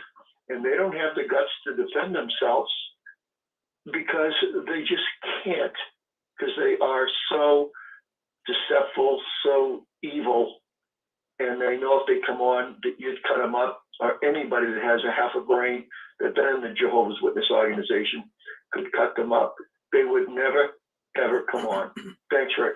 Well, that's why, I mean, if they came on here, excuse me, would be gentle to them. But, they're not going to, I always wondered that, even when I was a card-carrying, full-fledged Jehovah's Witness, I always wondered, well, why don't these guys come on and defend their position? Here we have the world accusing them of covering up child sex abuse. Why don't they come on and defend their position? They don't even do that. They have to do it secretly out of court or in court. But they don't come on and, I mean, if you were being accused of all the things the Watchtower is being accused of, geez, you'd be the first one, if it wasn't true, to come forward and start speaking up against it. But not them. Oh, friends, I tell you. Maybe he wants to let the record loose. Well, explain yourself.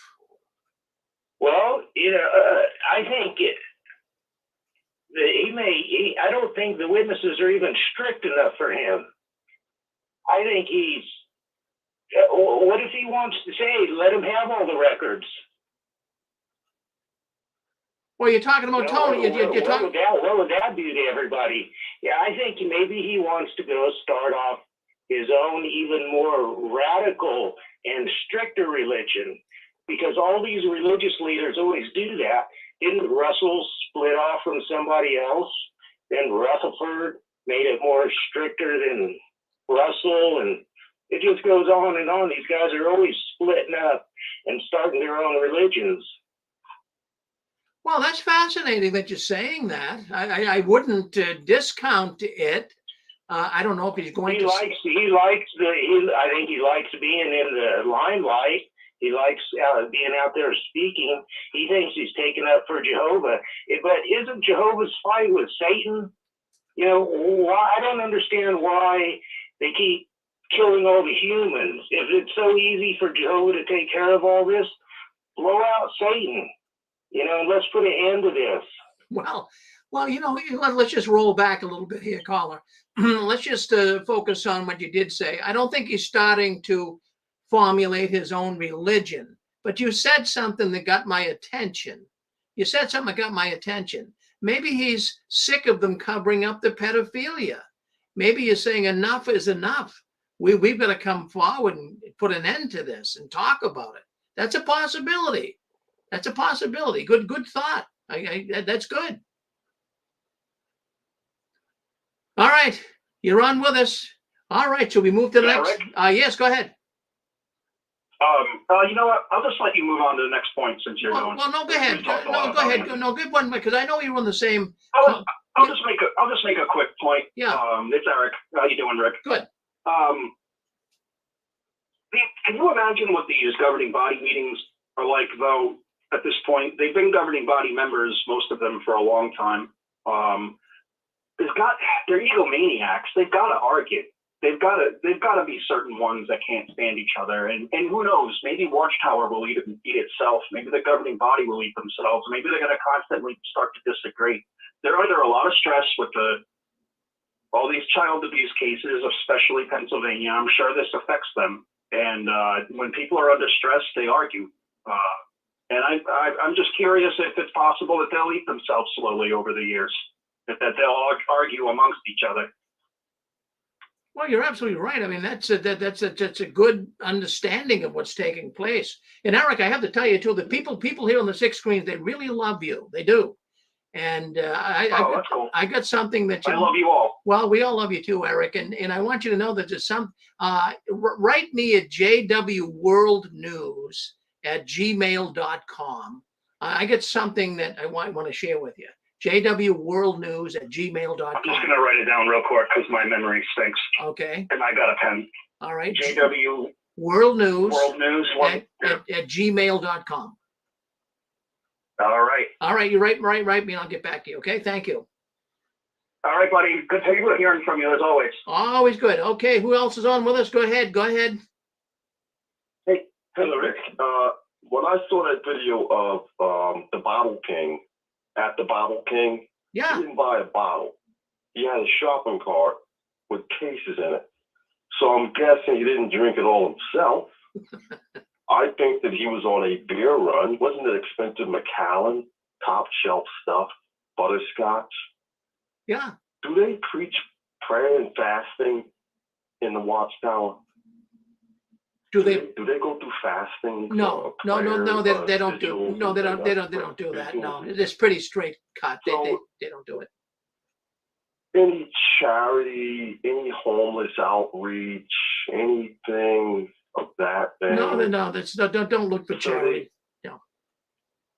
Oh, so you got him with the Macallan. You got the other guy with the Rolex. They're just burning through the cash at the top. You know, it's not just him, it's all of them. But it's a corporate structure, and they're sharks, and they're going to work it out. We'll see what they say. Oh, yeah. God bless you, sir. Oh, well, you're hey, listen, I really like your comment. You have I want to tell you, too, you got a really good voice. You ought to be in radio. You really should. No, you really, I'm not just, trying to pat you on the back here, but I mean it. You got a really nice, clear voice. I'll think about it. I'm still thinking about it. Why don't you write me at jwworldnews@gmail.com? I'm going to have you do some voiceovers. I mean that. You got a great voice for that. Sure. Write me at JWWorldNews. Well, do that. I think we can. I think we can really catapult you to the top. We can make you a big time star. Okay. Yes, sir. Get a hold of it. Appreciate your work, Rick. Thank you very much. Yeah, that fella calls in. Doesn't he have a good voice? My goodness gracious, he's been blessed. God gave him a great voice. Okay, so what do we got going here? We got Tony Morris. He's out. Well, maybe we can move to the next story. I think we kind of beat that story to death, but that's fine. I know that was the big elephant in the room this week, right? So we did cover it, but I wanted to move on to the next thoughts here. And it kind of ties in. We're even going to bring Tony into this story a little bit as well. But it ties into something that I came across on the internet that really caught my attention. And I'm going to put it up here so you guys can see it. So let me do that right now. Well, that's not it there. But let me see if I can't get it up here. That's not it. Give me a second here. And I'm going to get this up so that you can really see what I'm talking about here. Well, I'm going to put a picture up. I know where to go for that. So just give me a second. I'm going to put a picture up so that you'll be able to see it. If you're on YouTube, if you're on Facebook, you'll see it. But I'll tell you if on our radio network. But let me just show you what this picture is, because this really got my attention. If you're looking in there right now, you're saying, well, Rick, I can't really see it all. It's kind of small. And I understand that. But what I came across on the internet this week that really fascinated me is Jehovah's Witnesses. They have the lowest income of all the religions that they surveyed. Now, I'm not in any way saying that it's a terrible thing to be on the bottom end of the totem pole, but many Jehovah's Witnesses have not been able to get along in life because of their income level. They've been kept poor. Let's just go with that. But let me just give you an idea what I'm talking about. You're looking at the list.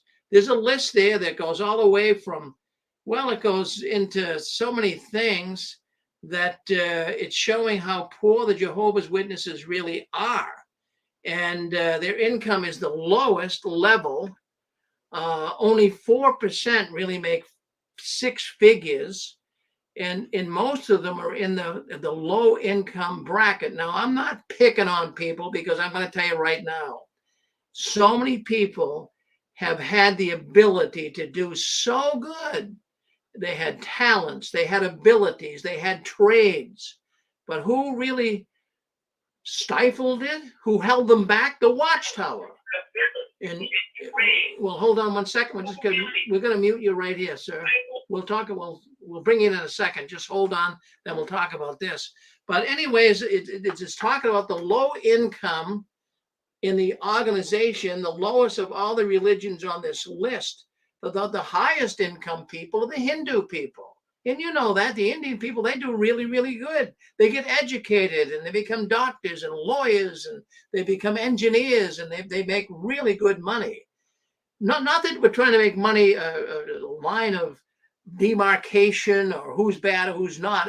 That's not the purpose of me bringing this up. The reason why I'm bringing this up here tonight is because there's many out there right now that are sick and tired of following the directions of the Watchtower all their life and ending up poor. And rightfully so, you should be aggravated with the whole thing. But the Watchtower, they made a practice of keeping people uneducated. Maybe it was you. Maybe it was me. Well, I went through high school and then I went to a year or so broadcasting school. But I certainly wasn't encouraged to go. As a matter of fact, I was discouraged. I couldn't bring it up in the Kingdom Hall because that's a no-no. Why would you want to be a broadcaster? I mean, really? And how many of you guys out there, and women as well, how many of you folks really could have gone on and had good careers? But the Watchtower put a lid on it. They made you feel helpless. They wanted you to be dependent on the organization. They wanted to keep you away from technology and social media. They wanted to keep you ignorant.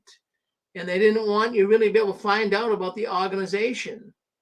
But, you know, religions that value education, the people in the religions have higher income.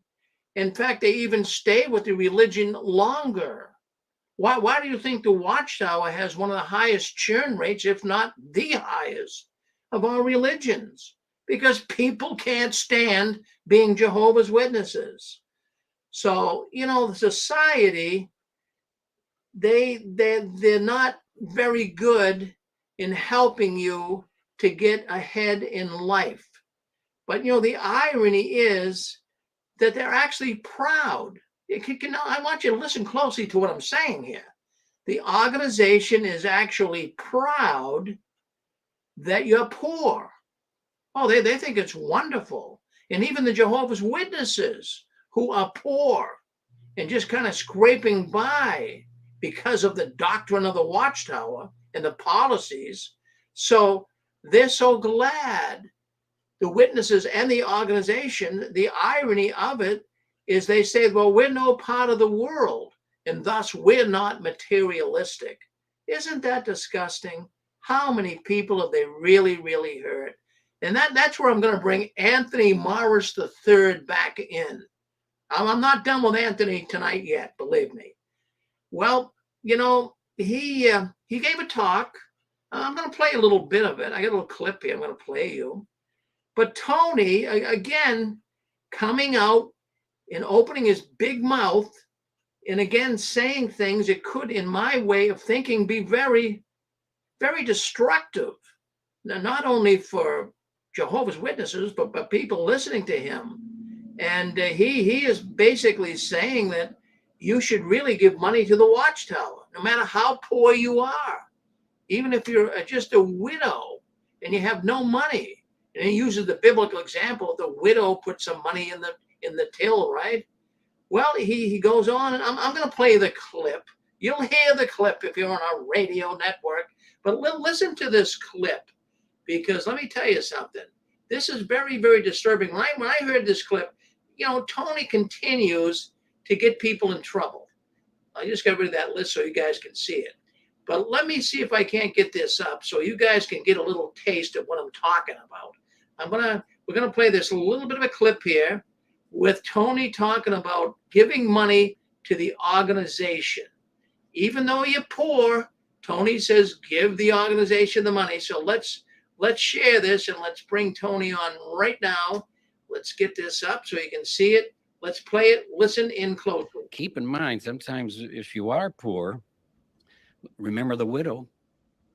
So she didn't come there to the temple empty-handed. She didn't have much, but Jehovah loved her. Jesus loved her for giving what she had. So even when we're poor, we're expected to give monetarily. And it's because we love Jehovah, love Jesus, and we appreciate all the blessings we've received.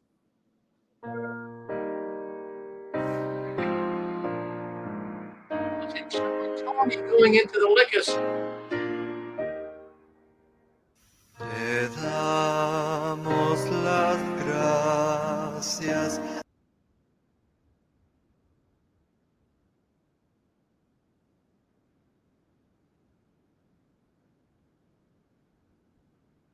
Well, I wanted to show you that, folks. I thought you'd get a kick out of that. But that was Tony, and that was a talk he gave. And then the person doing the video did a good job. He showed Tony in the liquor store after talking about poverty and how much money you should give the Watchtower. But the point I wanted to make is he was even saying in that video clip that even if you're poor, you know, in fact, it was even brought up that if you want to be a friend of Jehovah, give your money. Man, I'm telling you, these guys are getting worse than the Trinity Network when you stop and think about it. But I wanted to bring that up tonight because, you know, how much a lot of people right now are leaving the organization, and they're leaving the organization because of the money grubbing, constantly asking for money. Now, there's something I want to put up here. Now, in the last couple of weeks, actually last month, I should say, I want to show you something. The branch office actually gave the elders instructions to try to help the Jehovah's Witnesses because so many of them are poor. So many Jehovah's Witnesses are falling through the cracks. COVID really hurt them. Many witnesses don't have good jobs. They've fallen behind. They don't make a lot of money.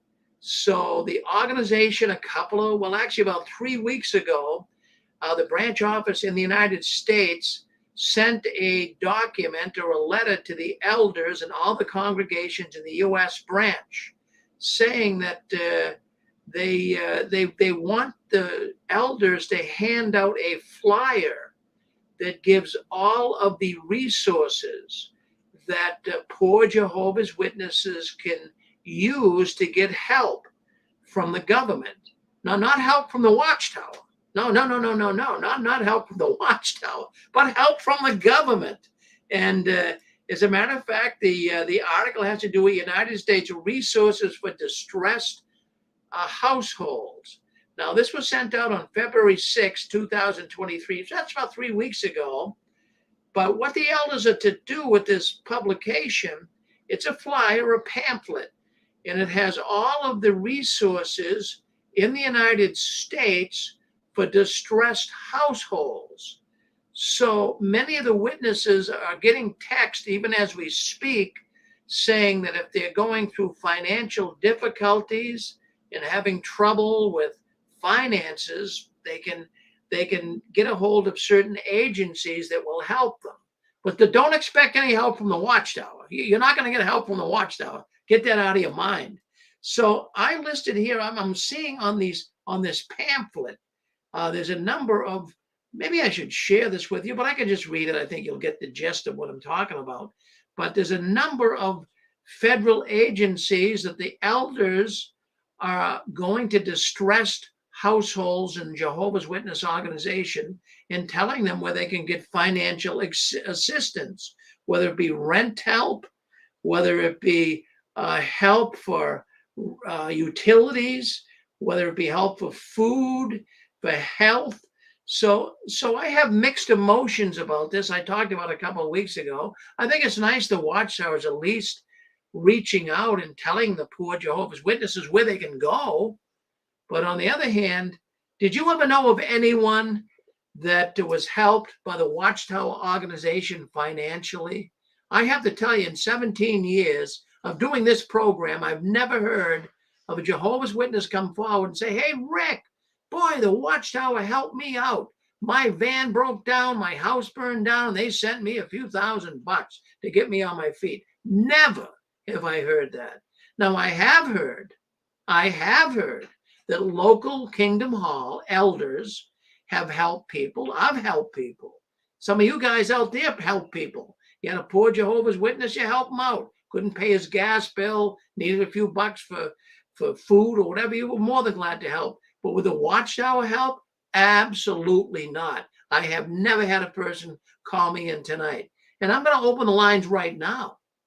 If you, and I'll tell you what, this could get you a certificate, a Dunkin' Donuts certificate. Could you, if you can tell me that the Watchtower helped you in some way, you got a certificate coming.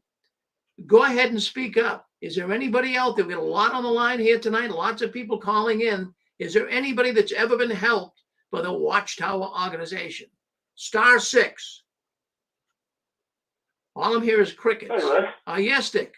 Rick? Yes. Yeah, just a quick thought. I just want the audience to know that my house burned down in 1988. That house used to have the book study in it, and I had a sister at my top room in my house, and she was a pioneer. I charged her nothing, not for food, not for utility, nothing. And when my house burnt down, nobody offered any kind of help at all. Thanks, Rick. Well, there you go. Well, Dick, let me put it this way to you. Generally, the witnesses are pretty good, but I'm going to give you a story tonight. You're not going to believe. If you're listening on YouTube, well, let me go back. Roll the clocks back. I was living in Florida back in 18. Yeah, it's really dating me. Not in 1989. I was living in the great state of Florida, and my former wife, her name was Inez, and she was a witness, as I was, and she had a brain hemorrhage, and she was hospitalized. She came very much close to dying. Now, let me tell you what happened to Inez. So she went in the hospital. She was in there for, I believe it was 8 days, 7 or 8 days. And they did an operation on Inez, and they were able to stop the bleeding in her brain. And so she was going to live, which was the good thing. And so actually she got out of the hospital and she wanted to go to the meeting. So we went to the meeting. About a week later, she was ready to do it. Her head was all shaved and it was terrible. And she just wanted to go, though, and be with the brothers and sisters and be at the meeting at the Kingdom Hall. And walking in the door, a sister came up to her and said, "Gee, Inez, that's a terrible hairdo you have. That looks like a punk rock hairdo." And, my poor wife said, "Well, gee, sister, I just got out of the hospital." She didn't even hear about it. Just got out of the hospital, and I had my head shaved. I had a brain hemorrhage, and they had to operate on me. No, geez, it's so cold. And then an elder came up. Now listen to this. You're not going to believe this, but an elder came up and he talked to Inez and I after the meeting. He says, "Gee, Inez, it's so good to see you. We're so glad you're back at the meeting. And we really were thinking about you. In fact, we even were thinking of sending you some flowers, but we didn't think you were going to make it." Can you imagine that? I mean, how cold can you get? So they wouldn't even spend the $50 for some flowers because they thought that she wasn't going to make it. Friends, you're not going to get much help. Now, there's a few elders from time to time that might want to help you, but see, they're cold. They're oblivious to your plight. And if there's anyone on, could you call in here tonight? I want to hear, how generous is the Jehovah's Witnesses? Whether it's from the organization itself or whether it's from witnesses that have helped you. Can we get anyone to call in and talk to us about that? Go ahead, you're on with us. This might be a little off the subject, but it reminded me of about what they said about your wife having a haircut and stuff. Sometimes I didn't have time to put on my dress clothes, take a shower, put on my dress clothes, and get to the meeting. So I would go in my work clothes. Man, I got hassled about that. Hello? Hello? Yes, go ahead. Go ahead, sister. Hi. Oh, hi, Ed. Sorry, did I interrupt somebody? Oh, no, go ahead, Annie. You're on. We'll get the brother next. Go ahead. You're with us. Go ahead first. Okay, well, I just had I just wanted to mention this, what you're just talking about. This obviously happened a long time ago. My daughter was 2 years old, and she, it's too long a story to get into all the details, but she had a very bad accident at home. She had second and third degree burns. Fortunately, it didn't go in her face. It went on the back of her neck, and obviously we had to rush her to the hospital. It was boiling water that she had grabbed a hold of on the stove. It all happened really, really fast. And needless to say, she had to go to the hospital, and she had, what do they call them?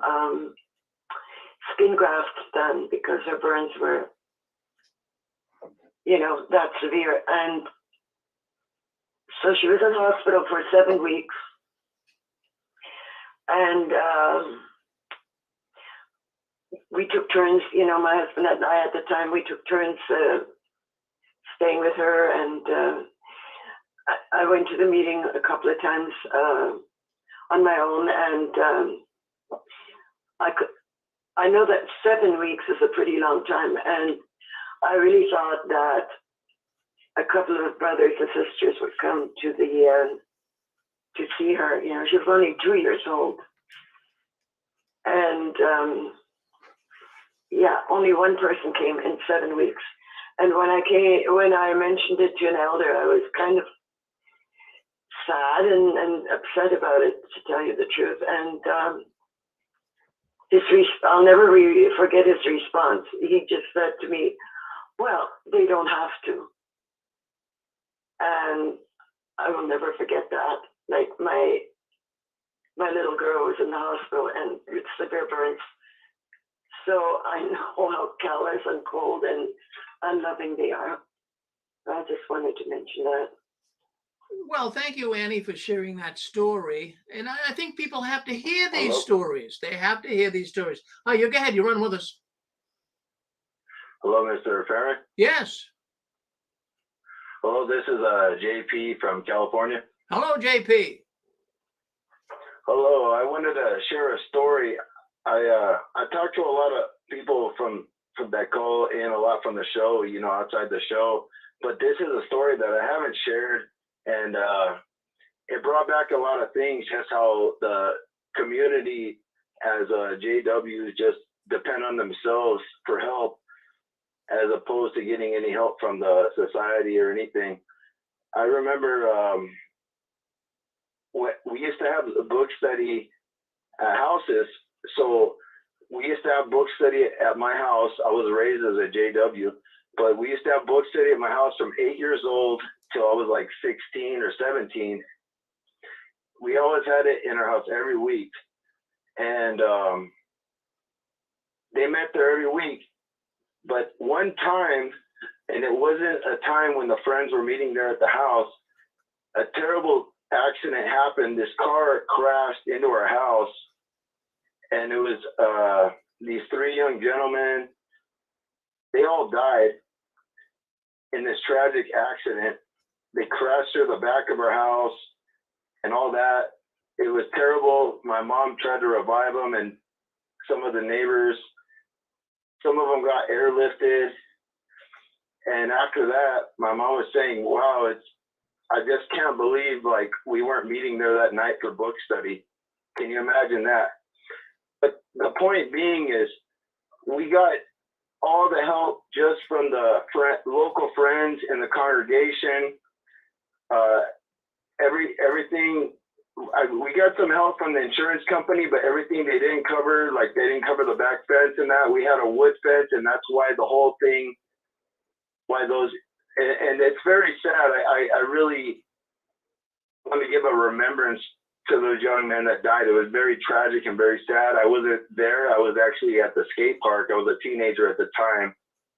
And my neighbors came and took me home.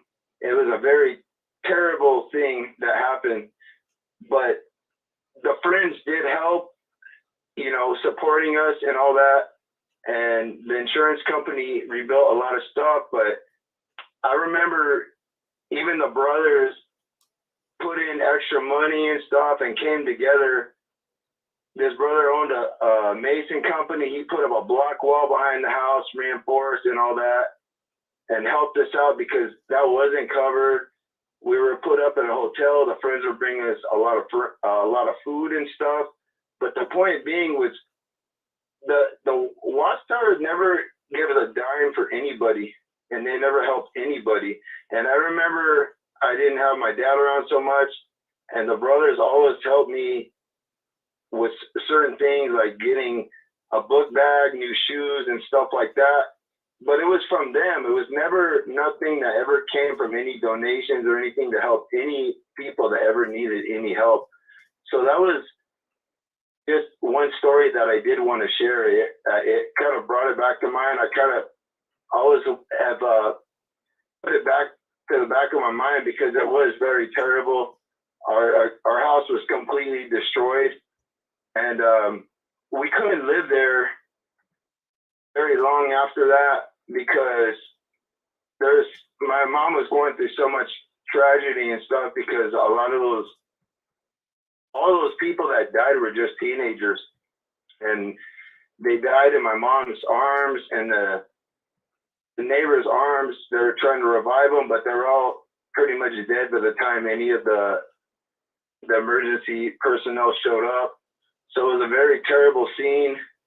And after all that happened, we moved on, but we couldn't live at the house anymore. But we did get a lot of support, but it was just from the local friends. It was just that they don't give any kind of help or anything like that. And I'm not trying to ask for any support from the society, obviously, and that, but that just goes to show how they always ask for donations for the worldwide work and other stuff, but they don't help out a lot of people.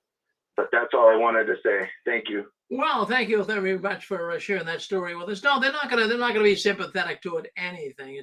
It's amazing. Well, thank you for sharing that story with us. Okay, who else is on with us? You want to say something? Go ahead. Yes, go ahead. It's Eric again, and I just wanted to answer your question about help from the organization or the people. Yeah. Not to be a Debbie Downer, but the people actually did come through for us. Like when I was in the hospital, I had ankle fusion surgery, and we got some help quite a bit from people.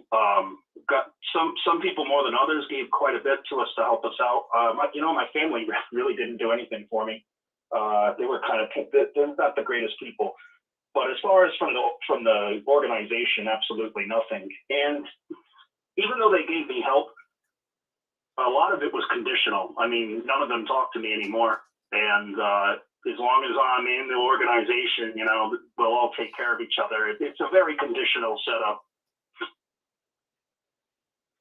Well, you're absolutely right. I mean, it goes one way. Well, that's good. I mean, no, there are somehow. I'm not going to make a blanket statement that no witnesses would ever help. There are some that do have a good heart and do help. So I'm not saying that at all. But at the same time, some of these people were actually nasty to me at the same time, and so it's like kind of confusing. Where do I really stand on this person? Yeah. A lot of judgment from the friends and a lot of gossip about my wife and I. And sometimes you think, well, gee, I appreciate the help, but you gave me so much persecution. I don't mean to be ungrateful, but the organization is sick, and everyone they touch is like the tentacles turns them sick too. Our parents were very sick from it. They had good qualities in the beginning. I don't mean to be preachy, but like the Bible says, bad association spoils useful habits. They're not the greatest people right now. They treat people, even their own family, nasty. And a lot of witnesses are doing that. And there are good witnesses out there, but I won't rant anymore. But that's my 2 cents, Rick. Well, that's good. Well, now you're fine. Well, I'll tell you what. No, you're right. There's some witnesses that will help. Well, anyways, you're on JW World News. That's the news the Watchtower doesn't want us talking about, but we talking about it every Saturday night. Go ahead. You're on with us. Sure. Yeah. Here in New Hampshire, I have I understand, the society itself does not help, but the brotherhood, the people are definitely good people. And that's why every time, this subject comes up, it's not against the actual witnesses because they all mean well. They're just misguided. But when my wife was pioneering, I was studying, but my wife was pioneering, and she got pregnant, and we had a small one-story, one-bedroom house, and we wanted to expand. So the only way to expand was to go up and put a second floor on. Well, the local brothers and sisters all got together, and so on Friday night, we tore the roof off, and by Sunday night, we had a second story there, and the roof was on the second story, and all the walls were up. The only thing that wasn't done was the interior finished work, but it was all everybody pitching in. We paid for the materials, but they all gave their labor, and it was like a 2-day quick build. It was pretty amazing. So the people themselves are wonderful, and they will help when they can. And we need, people need to realize that as everybody else has had any good experiences, it's because the people were helping. They don't do that. Maybe if she wasn't a pioneer, that might not have happened. I don't know. But whatever the reasons that they all got together, it was quite a blessing, and it was pretty impressive. It really was. So, but obviously the organization had nothing to do with it. There was not a dime, given by them at all. Well, that's a good story. That's a good story. I mean, I like hearing stories like that too, because I'll tell you something. There was so many witness friends. I had so many too that I really, they're my best friends. And you're ostracized, you're thrown out of the organization. Now you're an apostate. It hurt. We have so many friends that we loved, and they did help us from time to time. And someday, and I'm looking forward to it very soon, where so many of these witnesses are going to leave and come back and be our friends again. Won't that be a nice feeling? It will be wonderful. Yes. It will be. Yes, it will. It will be wonderful. So I'm looking. Yes, go ahead, Mike. You're on with us. Yeah. How you doing, Rick? Go ahead. Yeah, I just had a story similar to that. Talk about conditional. Of course, my father, he was a mason, had a big construction crew. When I was about 18 or 19, 20, I kind of took over for him. And as I told you before, we did them 3-day hauls, and I had a big masonry crew. Well, there was one congregation, they were building their house, or their hall, and they were in an affluent section of our town of Columbus. And they asked me if I could come over and bring my crew over and lay the brick. And I really didn't have time, but I got my guys and said, hey, donate a day if you will. I'd appreciate it. And we went over. And there was about 12,000 brick. We laid 10,000 that day. We were short 2,000. We worked till dark. Wow. And really put out an effort. I told the brother that I'd give you the best I could. That's all I could do for you. And we were packing up the truck, and he came to me, and he was a big-time builder in Columbus. And he says, Brother King, you come back and you finish these next 2,000 brick, and I'll give you all my business. Well, I just turned at him and laughed. I said, Brother Gessman, I'm not doing this for you. I do it for God.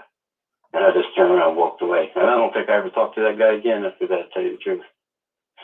And you talk about somebody doing good. And my mother was a Jehovah's Witness. I told you that before. She took in people with cancer and lent them money. She had a person from the 144,000 stay with her because she didn't have a place to live. Her family abandoned her.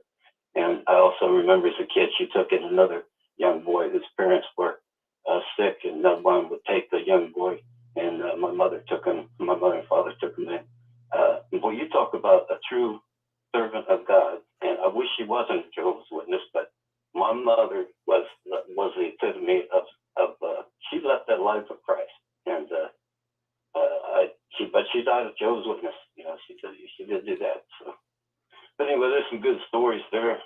might enjoy it. So Well, no, I did enjoy those, Mike, and I have to tell you something too.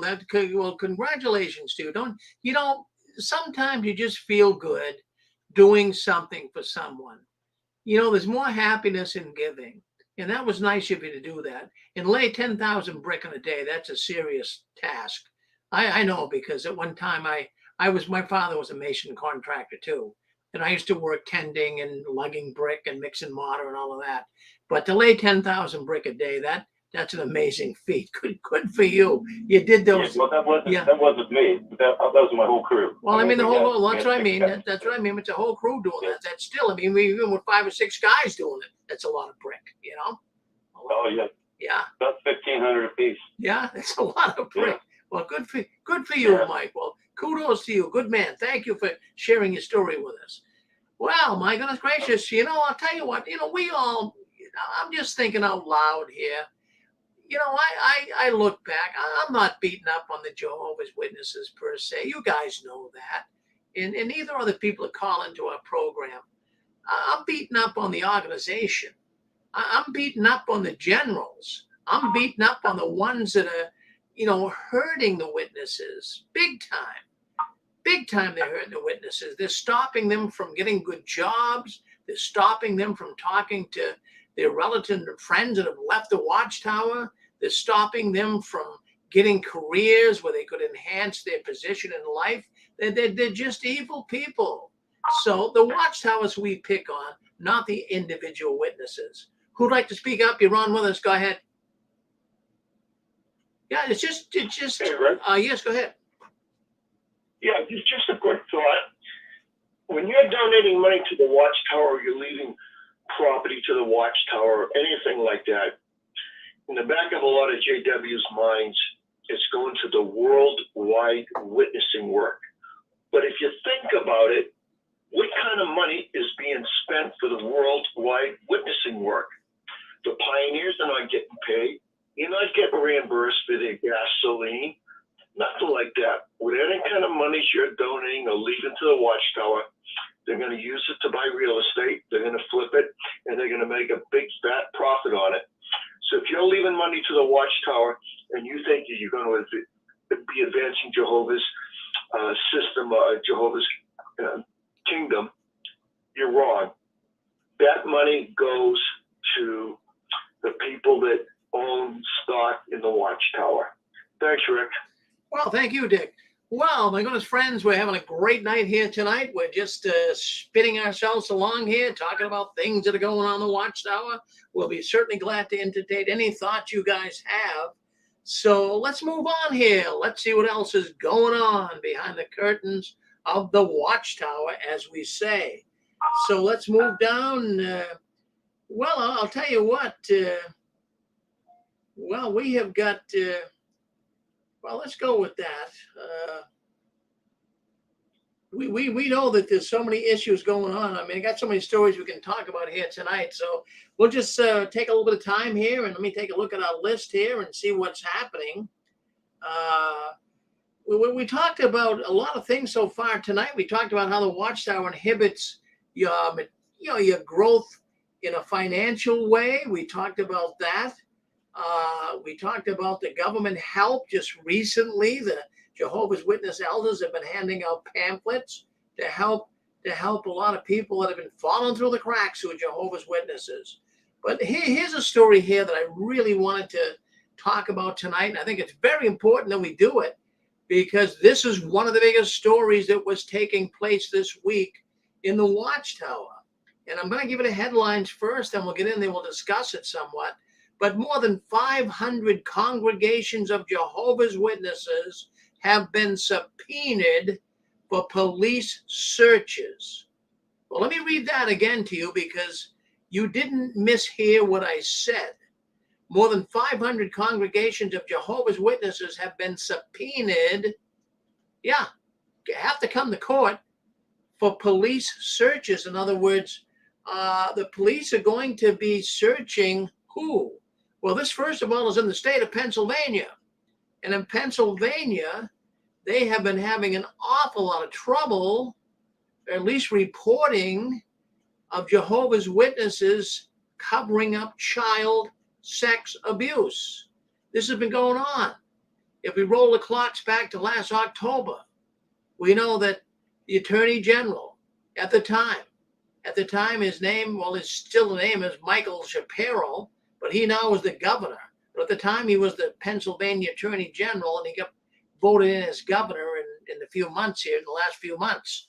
But to make a long story short, Governor, or at least Attorney General Shapiro, he uncovered Watchtower covering up pedophilia, child sex abuse. And he had 4 Jehovah's Witness men that were accused and actually involved with pedophilia, and the congregations in Pennsylvania were trying to cover it up. So he brought it to the forefront, and he announced that he's not going to allow that to happen in the state of Pennsylvania anymore. So anyways, just to fast forward, Shapiro, he no longer is the Attorney General. He now is the governor. But a woman by the name of Michelle Henry, she now is the Attorney General. And she's picking up where Shapiro left off. And what's really of fascination here is go back to October 2022. And Shapiro gave a talk in the legislature, in the Capitol building, let's go with that, in Pennsylvania. And he talked about how the Jehovah's Witnesses, as well as other organizations, are hiding child sex abuse. So he said, if anyone has any information that they would like to share with us, now this is back in October, by all means, write to the Attorney General's office in Pennsylvania. Okay, let's come up where we are now. Just 2 weeks ago, Michelle Henry, the now acting Attorney General in Pennsylvania, she got all kinds of emails and people mailing her things about how evil the Watchtower is, as well as other organizations. But 5 more child sex abusers were reported to Michelle Henry in the last couple of weeks in the Watchtower. So now we have a total of 9 Jehovah's Witness pedophiles in the last few months. But let me put it this way to you. This is ticking the Pennsylvania legislators off. They do not like it. And any governmental legislative group should do everything they can to stop it. Child molestation, sexual abuse is hurting so many people. Pennsylvania realizes it, and other states now do as well. But Pennsylvania, I'm going to tip my hat to them. They're doing a wonderful, wonderful job. Now, what I'm going to do, I'm going to play a little clip here. This clip took place just this week, just a couple of days ago in the Pennsylvania State House. The legislators were talking about what they're going to do for all of the people, all of the victims that have been sexually abused in the state of Pennsylvania. So I've been following this, and I'm going to play a little clip to show you what I'm talking about here. But the legislator, the man who is bringing this bill up, and let me explain the bill so you get a little idea what's going on in Pennsylvania. There is now a bill that has been passed by the legislators, the representatives. It's now going to go to the senators. But just a couple of days ago, actually it was on Friday, actually it was yesterday, just a day ago, that they passed legislation in the state of Pennsylvania that if a person was molested, they now have 2 years to come forward. Now, that is monumental. So what does this do? This gives persons in the state of Pennsylvania 2 years to come forward with their report or their information on them being molested sexually or otherwise, but mostly sexual. And this gives this person 2 years to come forward. And it doesn't matter when it happened. the statute of limitation is being removed. It could happen 20 years ago. Do you realize what this is going to do to the Watchtower? Friends, this organization has had pedophiles in their organization for many years. And now Pennsylvania is really upping the ante here. They are really going to come down strong on the Jehovah's Witnesses. So in the last couple of weeks, there has been 500, well, there's 500 from what we learned, there could be more, but 500 congregations of Jehovah's Witnesses in the state of Pennsylvania. And every one of those congregations have to come forward. Every one of the elders in those congregations has to come forward, and they have been subpoenaed to police searches. In other words, the police can search the kingdom halls for evidence surrounding child sexual abuse cover-up. But if they don't, I mean, they might not have to get to that. They're asking the witnesses, the elders, to come forth with it. But if they're dragging their feet, the police will search the kingdom hall. So what we have here now is a whole new ball game in Pennsylvania that's really going to rock the witness world. That this could really cost them millions and millions and millions of dollars. Now, up till now, if a person has suffered from sexual child abuse in the state of Pennsylvania, they only had to age 30 to file a civil law suit against the Watchtower or liable parties, whoever it would be.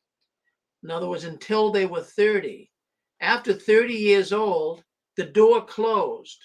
They couldn't report it. They couldn't file a civil lawsuit. All right, so that's changing.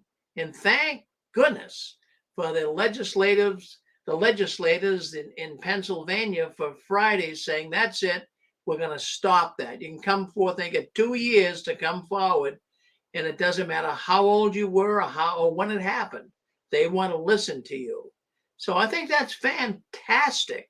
I really, really do. This is going to create a monumental issue in the Watchtower. I want to play you a clip. Now, let me tell you something. You want to talk about bringing reproach upon Jehovah's name? Well, a legislator in the Pennsylvania House the other day brought the name of Jehovah's Witnesses up on what they're doing. Let me play that clip. I think you'll find that clip very fascinating. So let me get in there right now. Let me find that clip, and you're going to hear it, and you're going to say, wow. So we got that set to go. So let me just go to my StreamYard, and what we're going to do is we're going to present this. I want you to hear the clip. I think it's very important you hear this because, I mean, really, people are getting to know about the Jehovah's Witnesses. They're getting to know how the cover-up is taking place. They've been doing this for years. So let's listen in to the Pennsylvania session. Well, that just would have been yesterday. So let's listen in right now. I want you to hear this. Let's listen to what's being said here. Montgomery County. Listen. Thank you, Mr. Speaker. We've heard an awful lot already about procedure in this chamber. We've heard an awful lot about what we've done, what we've done wrong. We remember this week the obstacles that have been placed in front of us by us, overcome by us, to try and move legislation. This is, I guess, the way the process is supposed to work. But what we gotta remember is what we're talking about. Statute of limitations. An extension because for so many victims of sexual assault, their statute of limitations window has long expired. We're talking about kids, but we're not talking about kids anymore. Sadly, what we're trying to do right now is recognize and provide the support, oftentimes for grown men and women in our communities who have been denied justice for decades. Some are in this chamber. The late, great Martin Luther King said, "It's always the right time to do the right thing." This is not a Black History Month moment. This is not an AP class. This is, to me, what the heck we do. I apologize. This is what we do on this floor. This is what we do in this building. It is always the right time to do the right thing. If our actions in this week have for some reason imperiled this legislation, then we'll bring it back and we'll vote on it again. I will vote aye every time I have the opportunity to do the right thing for members of our community, members of this body, no matter how old or how young they are. If there are victims who are calling out to us to act on their behalf, to provide them justice, that seems to be the right time, and that seems to be the right thing.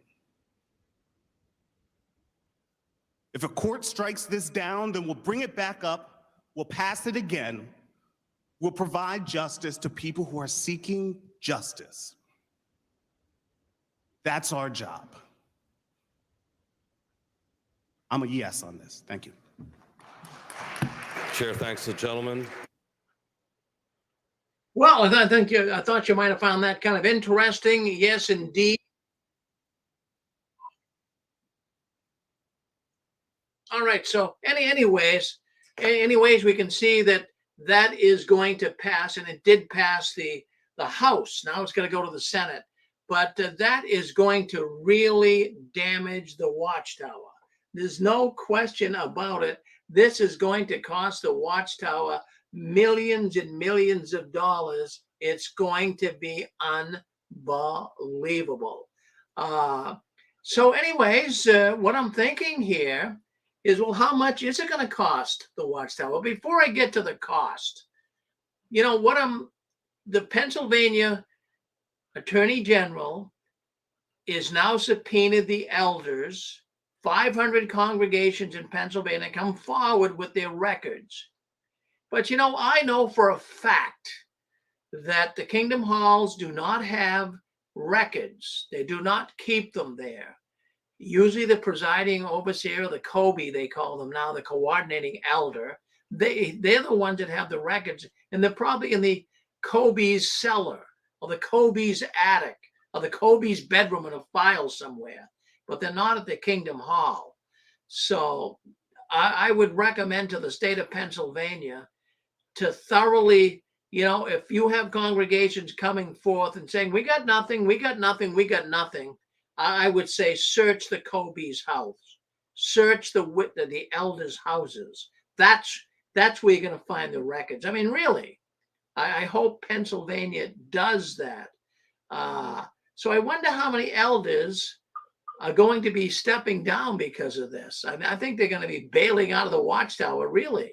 I mean, the Watchtower right now could be throwing these elders under the bus. The elders now have personal liability, and the Watchtower is just going to walk the other way. So I'm just thinking that this could be a major problem. I think you're going to see a lot of elders stepping down in Pennsylvania. And remember, they're just volunteers. An elder, according to the Watchtower, is just a volunteer. They're not, according to the Watchtower, officially affiliated with the organization. Well, that's what the Watchtower keeps telling the states, that they're not officially affiliated with the organization. So that means that the elders are making these decisions on their own. The Watchtower is going to just distance themselves. I mean, really, if you're an elder, I don't feel sorry for you. You made your bed, now you're going to lie in it. But get out of there. Get out of there right now. If I was an elder in Pennsylvania or an elder anywhere, in view of what's going on in Pennsylvania, I'd say, hey, that's it.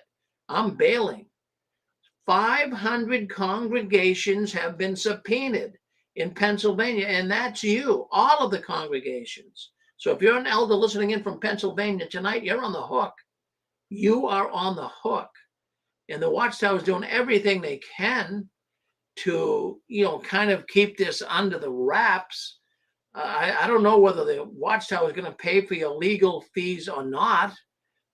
I think it's in their best interest to do that, because it's going to cost, just to bring the records forward and have the court look at them and have the prosecution look at them, this is going to cost a lot of money. So I imagine the Watchtower, in trying to stay in good light, so to speak, with the elders, will pay for their legal defense.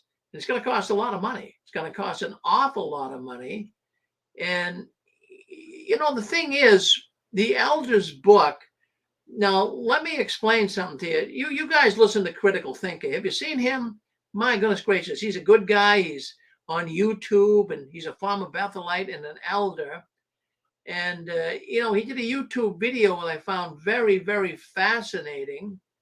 And he was saying how he went to, the Elders Kingdom Ministry School. Well, that would have been back in '94. In Critical Thinker, we've had him on the 6 screens before, him and his wife, Lady C. And they're wonderful people. They really, really are. And so he was saying that in 1994, elders in the United States were given information when they went to this Kingdom Ministry School. And most you people know what that is. That's a school the elders go to every year. It's around Thanksgiving time, where they get instructions from the Watchtower. And Critical Thinker was saying when he went to school back in 1994, they were given information on what to do and what to say and to write it in the Elders Shepherd the Flock book. Now, it wasn't printed in there, but the elder who was running the school, or at least giving the talk at the school, he was suggesting and asking and commanding that the elders write this in their book. It wasn't in print in the book, but they had to write it in. Now, what they wrote into the book concerning disfellowshipping and concerning child molestation or any crime that happens in the Watchtower, it says he wrote these notes down. The elder running the school, he was the one that said, write this in your elder book. Anything alluding to or naming one of the society's attorneys, don't dare mention. If you have any litigation with the authorities, don't mention any of the society's attorneys. They had to write that by hand in the elders book. And then it says, don't make any mention of the legal department. Now, they wouldn't put this in print. The elders had to write this in during the school. And then also they had to put in there any comments referring to direction from the society. Don't in any way say the society was giving you direction. They had to write this by hand in the elders book. And any comments mentioning anyone else other than the committee itself as a possible influence in your decision. In other words, don't say that the Watchtower helped you make a decision on disfellowshipping a person or in making any statement to the government. You're on your own. So, I thought that was very fascinating. And I've heard that before. So the organization didn't want to publish these notes that the elders had to put in there by hand. They didn't want to officially put that in print. And why don't you think they wanted to? Because they know darn well they would have been in trouble for doing that. So, even as far as, Pennsylvania, and I give them all the credit in the world, they have the right to go search a Kingdom Hall. If the elders don't come forward with the records they want, they'll go search the Kingdom Hall. I don't think they're going to find much at the Kingdom Hall. I really don't. Like I said earlier, all the records are not to be stored there. They've been told that. The elders have them in their house. So the best place for the search to take place in Pennsylvania was go to the COBE, the coordinating elder right now in the Watchtower. Go to his house, search his house. Search his house. That's where you might find the records. But anyways, I'm just thinking out loud here, friends. Just don't mind me ranting on here. But what the world has to do, what the government here in America has to do. Forget Pennsylvania. I'm glad they're doing it. But get a search warrant on the database at Bethel, at Warwick. Go after them. They have the database. Go get it there. Get a search warrant on Bethel. Now, can you just imagine what the legal fees are going to be here? Just stop and think about it. The legal fees are going to be astronomical. Have you guys checked the prices of a lawyer these days? My goodness, especially a defense lawyer. Well, a defense lawyer, well, they're going to charge you anywhere from $2,000 to $3,000. And, that's just minimal. That's just a small little case. Well, maybe you were violating the law, you got 3 or 4 tickets. You could spend $2,000 or $3,000. However, some defense lawyers charge as much as $7,500 to $10,000 to help you in court. So the average rate, you could say right now in America, you could spend anywhere from $400 to $700 per hour for an attorney in this country. Did you think about that?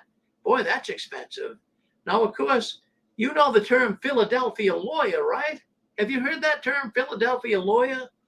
Well, a Philadelphia lawyer, by definition, and then we're in Pennsylvania here. We got some pretty sharp lawyers. As a matter of fact, you check the legal rights or the legal costs in Pennsylvania, it seems to be higher than the rest of the nation. But let's say that, well, let's talk about a Philadelphia lawyer. A Philadelphia lawyer, according to definition, is a very shrewd lawyer who is an expert in the exploitation of legal technicalities. So the Watchtower is going to need a very shrewd lawyer who is an expert in the exploitation of legal technicalities. They're going to have a Philadelphia lawyer. Now, what's a Philadelphia lawyer going to cost you? Well, I'm just going to kind of go soft here. Then I'm going to up the ante.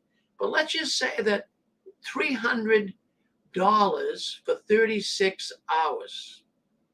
Actually, it would be more than that, wouldn't it? Okay, so yeah, $300 an hour. $300 an hour. Just go on the low scale. $300 an hour. And I'm thinking for each elder, it's going to take 36 hours, 2.5 days, somewhere around there, 3 days. So you're going to have a bill here for each elder about $10,800. And but you have to do that by 3. You have to do that by 3 elders per congregation, 1,500 congregations. So that would be 1,500 times 10,800. That'd be $16 million. $16 million. And that would be just at $300 an hour. But at the higher end, to have a Philadelphia lawyer, you could spend $600 an hour. Now, the Watchtower is hiring an outside law firm, the same law firm that represented the Catholic Church in Pennsylvania. What I'm trying to do is just give you some numbers, folks. So let's just go with, at the high end, it wouldn't be out of the question that Watchtower would pay $600 an hour. I'm just throwing it out. I don't know for sure, but I'm just giving you some figures to work with. So the Watchtower here could be spending $600 an hour, and that would be, I'm just saying it's going to take 36 hours to go through each congregation, each elder's records. I'm just thinking at the low ends, 36 hours. So what we would have here, if indeed they're paying $600 an hour, 1,500 elders, That'll be 500 congregations, because I'm just using 3 elders per congregation. So it'll be 3 elders times 500 congregations. So 1,500 elders in the Watchtower. If they're going to pick the tab up and $600 an hour, I'm looking at $36 million. Now, 36 million, you might say, well, that's just a drop in the bucket, Rick. No, it's not. That is not chump change, even to the organization. But that's just the beginning of it all. Now, also what you have to do here is you have to add in the court fees, the filing fees. You have to put in the investigative fees and more. All these court charges. Friends, this thing in Pennsylvania, this event that's taking place in Pennsylvania right now against the Jehovah's Witnesses, it could cost them, I'm just estimating, it's just a guess, but a good guess. I'm saying it cost the Watchtower $50 million with all these costs. $50 million. Now, the Watchtower, you might say, well, they got plenty of money. My goodness, they're not worried about 50 million. $50 million is a lot of money, even to a multi-billion-dollar corporation. Because now remember, the Watchtower has had a lot of money in stock, right? We talked about that. They own stock in Boeing and Lockheed and Lions Entertainment. You name it, they're in it. I mean, they got Berkshire Hathaway. They've got 50, 60 different stocks they own. And you say, well, Rick, they got plenty of money in the stock market. Don't worry about it. Well, they have to be worrying about it, because right now the stock market's way down. Have you checked your 401k plan lately? It's like 20% down. So you've got the stock market way down. You got the Watchtower losing millions in the stock market. You got this case coming against them that could cost them $50 million. Friends, I'm telling you, it's not Fat City for the Watchtower anymore. Their coffers are being depleted. So I'm just speaking out loud here. I'm not trying to rattle anybody's cage. I'm just telling you financially. Many people say, oh, don't worry about the Watchtower. Well, I'm not worried about them, but they are really burning cash up big time. Big time. Now, people have written to me and they want to know, well, Rick, with this investigation with all these elders in Pennsylvania, are they going to come after the ministerial servants? No, it's very unlikely. The ministerial servants, they don't do anything to handling sin or covering up child molestation. They are essentially just coffee runners doing the busy work in the congregation. They're not going to come after ministerial servants. That's not going to happen. So if you're a ministerial servant, don't worry. But if you're an elder, I'd say worry. I would say worry a lot. The elders are the ones that are going to be on the hook here. They're going to be on the hook. Well, I'm going to open the lines. What do you have to say? What do you think? How do you feel about this? Is this big news? Boy, the state of Pennsylvania coming big time against the witnesses. Didn't the witnesses, didn't Russell come from Pennsylvania? Yes. Isn't that where they started? Yes. Well, they started in Pennsylvania. They might end in Pennsylvania. There's some old bad feelings there. Well, I'll tell you what, they started in Pennsylvania. They might end in Pennsylvania. Friends, I'm telling you, I'm not trying to. I'm telling you, folks, this is. Rick? Yes. This is Sharon in North Carolina. Yeah, Sharon. Do you know how they say that Philadelphia is the city of brotherly love? That's what they say. Maybe if they would have shown some to these victims, they wouldn't be in the fix they're in now. Well, Sharon, you're absolutely right. It's a big fix. These guys are in deep doo-doo. I mean it. I mean, this could really be the thing that tanks the Watchtower. It really, really could be. This is, I'm not just spitting here. For 17 years, I've been given news, and some of the news was kind of insignificant. It had no meaning. This has meaning. This story here has legs. These are just the pedophiles as of late. Now the state of Pennsylvania, as I'm reading to you, they're going to open the floodgates to anybody that's ever been abused sexually 50 years ago. They can now come forward. Man, I can't get your checkbook open, Watchtower. Joe, you are going to hemorrhage. It's going to be unreal, but that's just Pennsylvania. Now it's going to happen in other states. It's going to follow through. Go ahead, you run with us. Go ahead, caller. Go ahead. We get Constance. Go ahead, Sister Constance. Yeah, hi, Rick. I just want to say hello to you and everyone. I was going to say this is a very interesting topic you're discussing tonight, and I want to say hi to Sis, by the way, from North Carolina. But I was just going to say, Rick, you know, the average rank and file, they have no clue what's going on with the GP in terms of the elders having to write that in the flock book. And, you know, listening to that, it just made my blood boil, Rick, because, you know, I mean, you know, when you listen to the things that the governing body members did not want to put in the flock book, you know, they're just throwing the elders right under the bus. I mean, they're putting them totally under the chopping block. And, you know, my heart goes out to, I mean, there are some really great brothers who are elders, and then there are some that are in it just for their own ego and status. But boy, Rick, how scary to be in Pennsylvania and to be an elder today. I mean, you're talking about some serious charges that can be placed upon these brothers. And not only that, but if it's just starting in Pennsylvania, and kudos to the Attorney General, Henry, you know, I mean, boy, that woman's got balls to be able to stand up to Watchtower with regards to this, and thank God she does. But I was going to say, you know, this is just Pennsylvania. This could take off in New York or anywhere else, but, you know, you can really see how the organization, meaning the GP, is just throwing the elders right under the bus. And boy, they're gonna lose their kudos on this one, Rich. So thank you. Oh, Constance, that's a wonderful, really, you'd have to, if you're an elder right now in the state of Pennsylvania, you've got to really, if you're listening into the program tonight, sit down with your wife. You don't have to do it tonight, but get up in the morning, have a cup of coffee, have a little breakfast, and then tell your wife what's going on. Your wife might be oblivious to all of this, but you know what's going on, and you tell your wife the seriousness of this.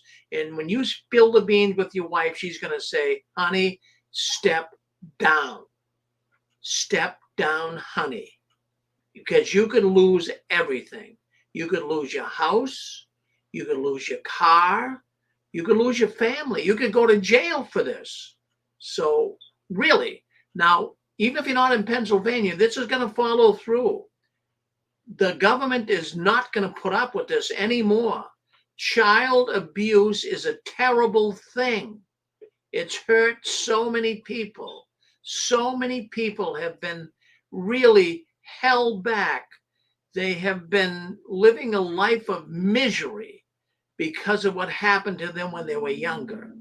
So step down, have breakfast with your wife tomorrow. Honey, I'm going to pack it in. That's my suggestion. That's my suggestion. So, you know, it's just, it's gonna spiral from here. It's not stopping here. Other states are gonna go on as well. Oh my goodness. Well, go ahead. You're on with us. What do you want to say? Yeah, Mr. Farron? Yes.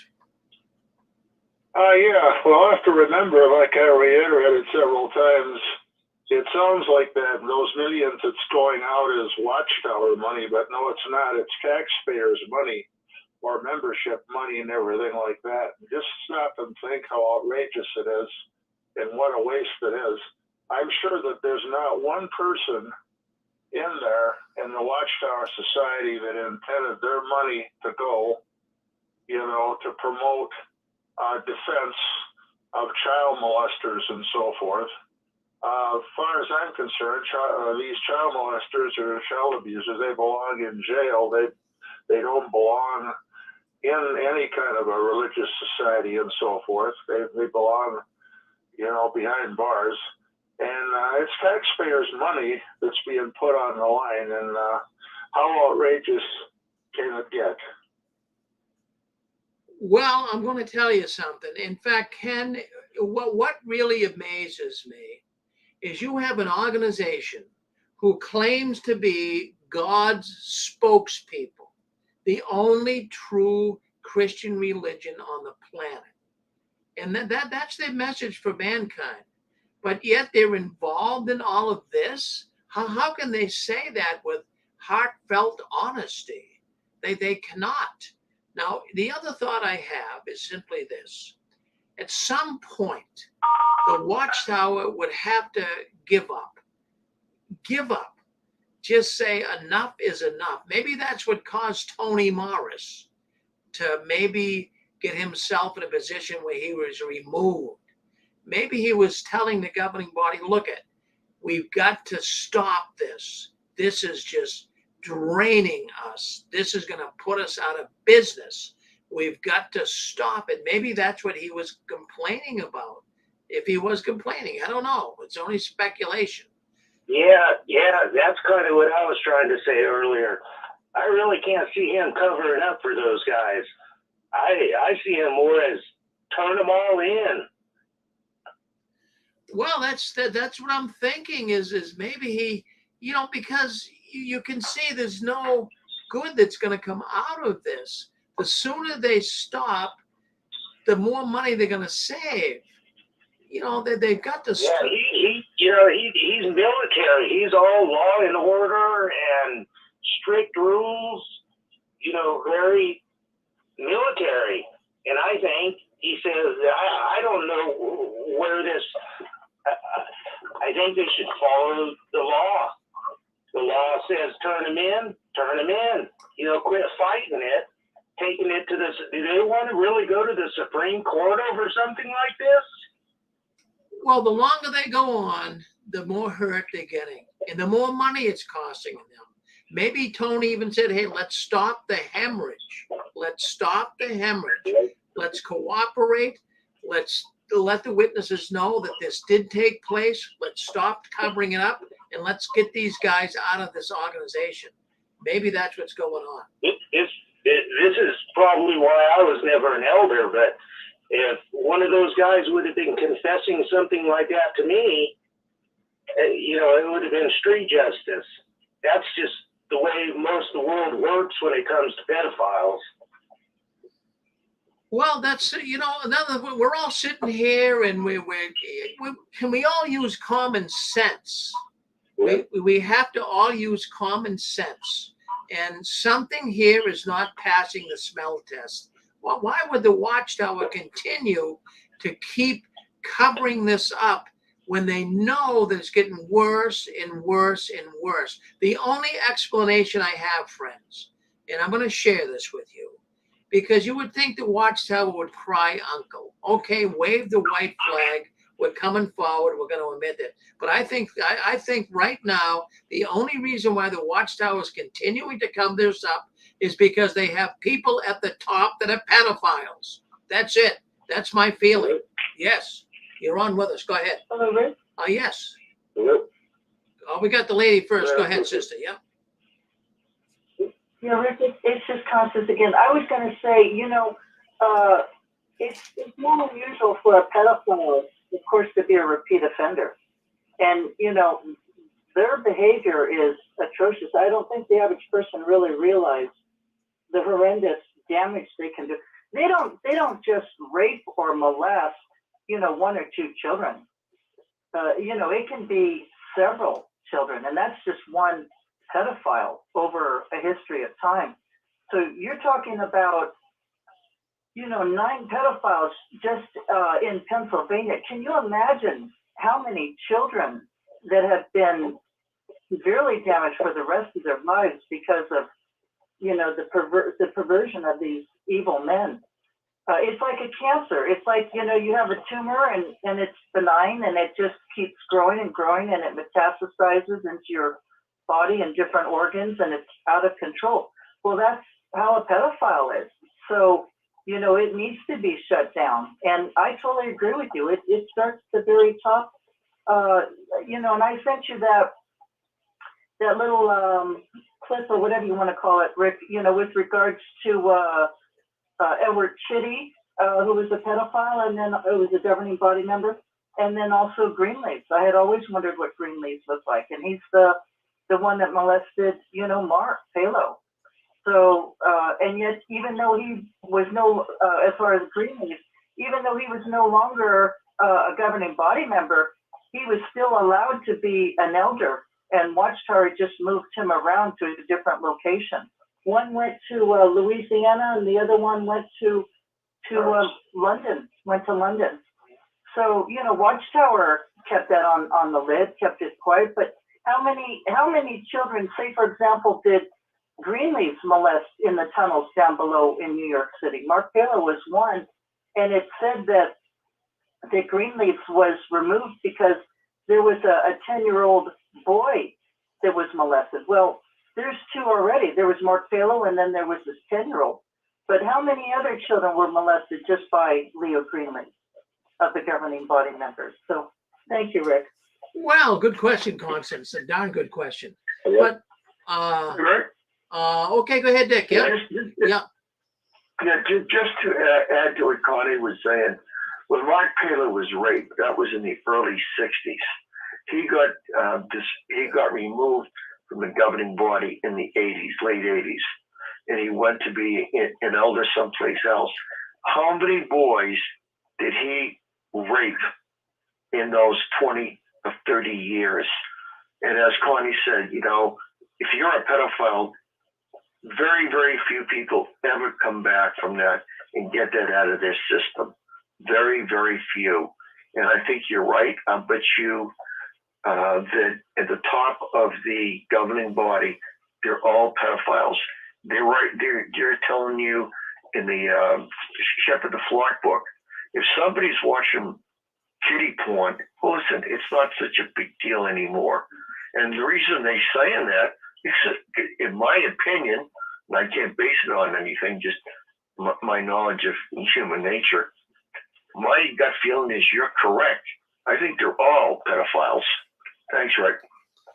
Yeah, well, see, this is, look at friends, let's all stop here for a second and let's just digest what's being said here. Now, let's just stop and think about it. That the Watchtower knows the authorities are catching up on them, right? How wouldn't they? The state of Pennsylvania, Norway's looking into this shunning.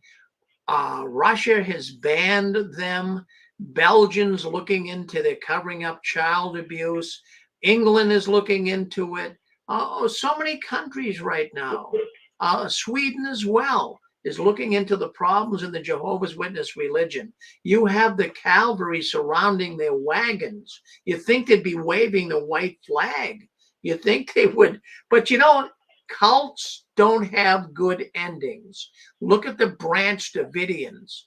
Well, the authorities found they were stockpiling weapons, and it was very concerning. Of course, they were hiding it.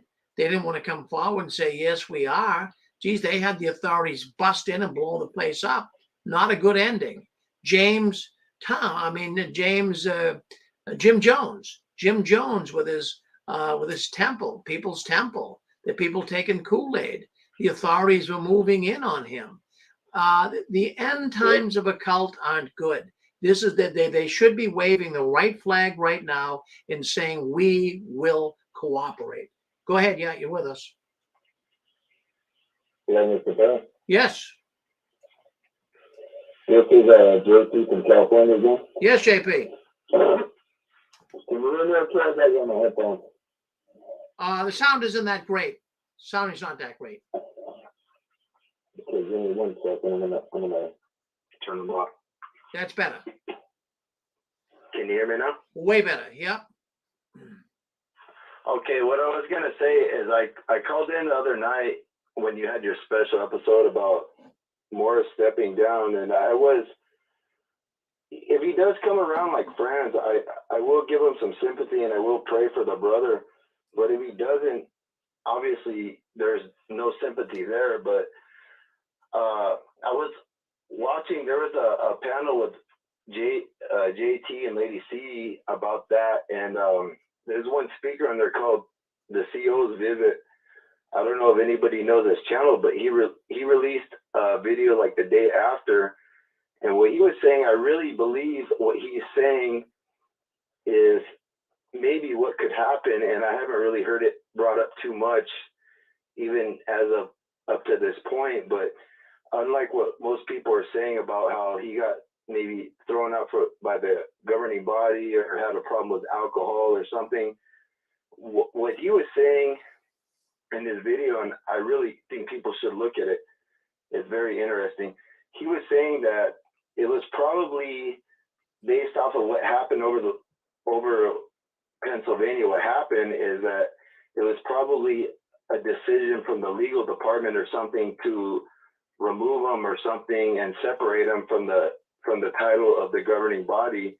And that's kind of what I called in the other night too, and related to is they kind of want to like clear their name. And he was saying that he thinks or knows that he was actually at some time in his early career in Watchtower was actually a CO in Pennsylvania, probably at some time.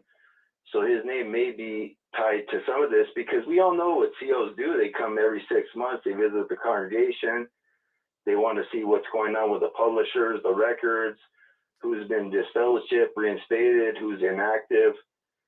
So they have to a lot of things.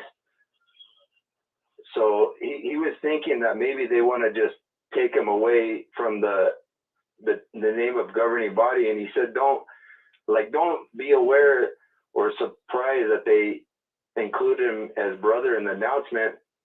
And I think too that they could all anytime just delete it or erase it from their website like they've done in the past. And also they at a later time, let's say something happens with him, like he gets called to court or something like Jeffrey Jackson, and it goes nationwide and it looks really, really bad.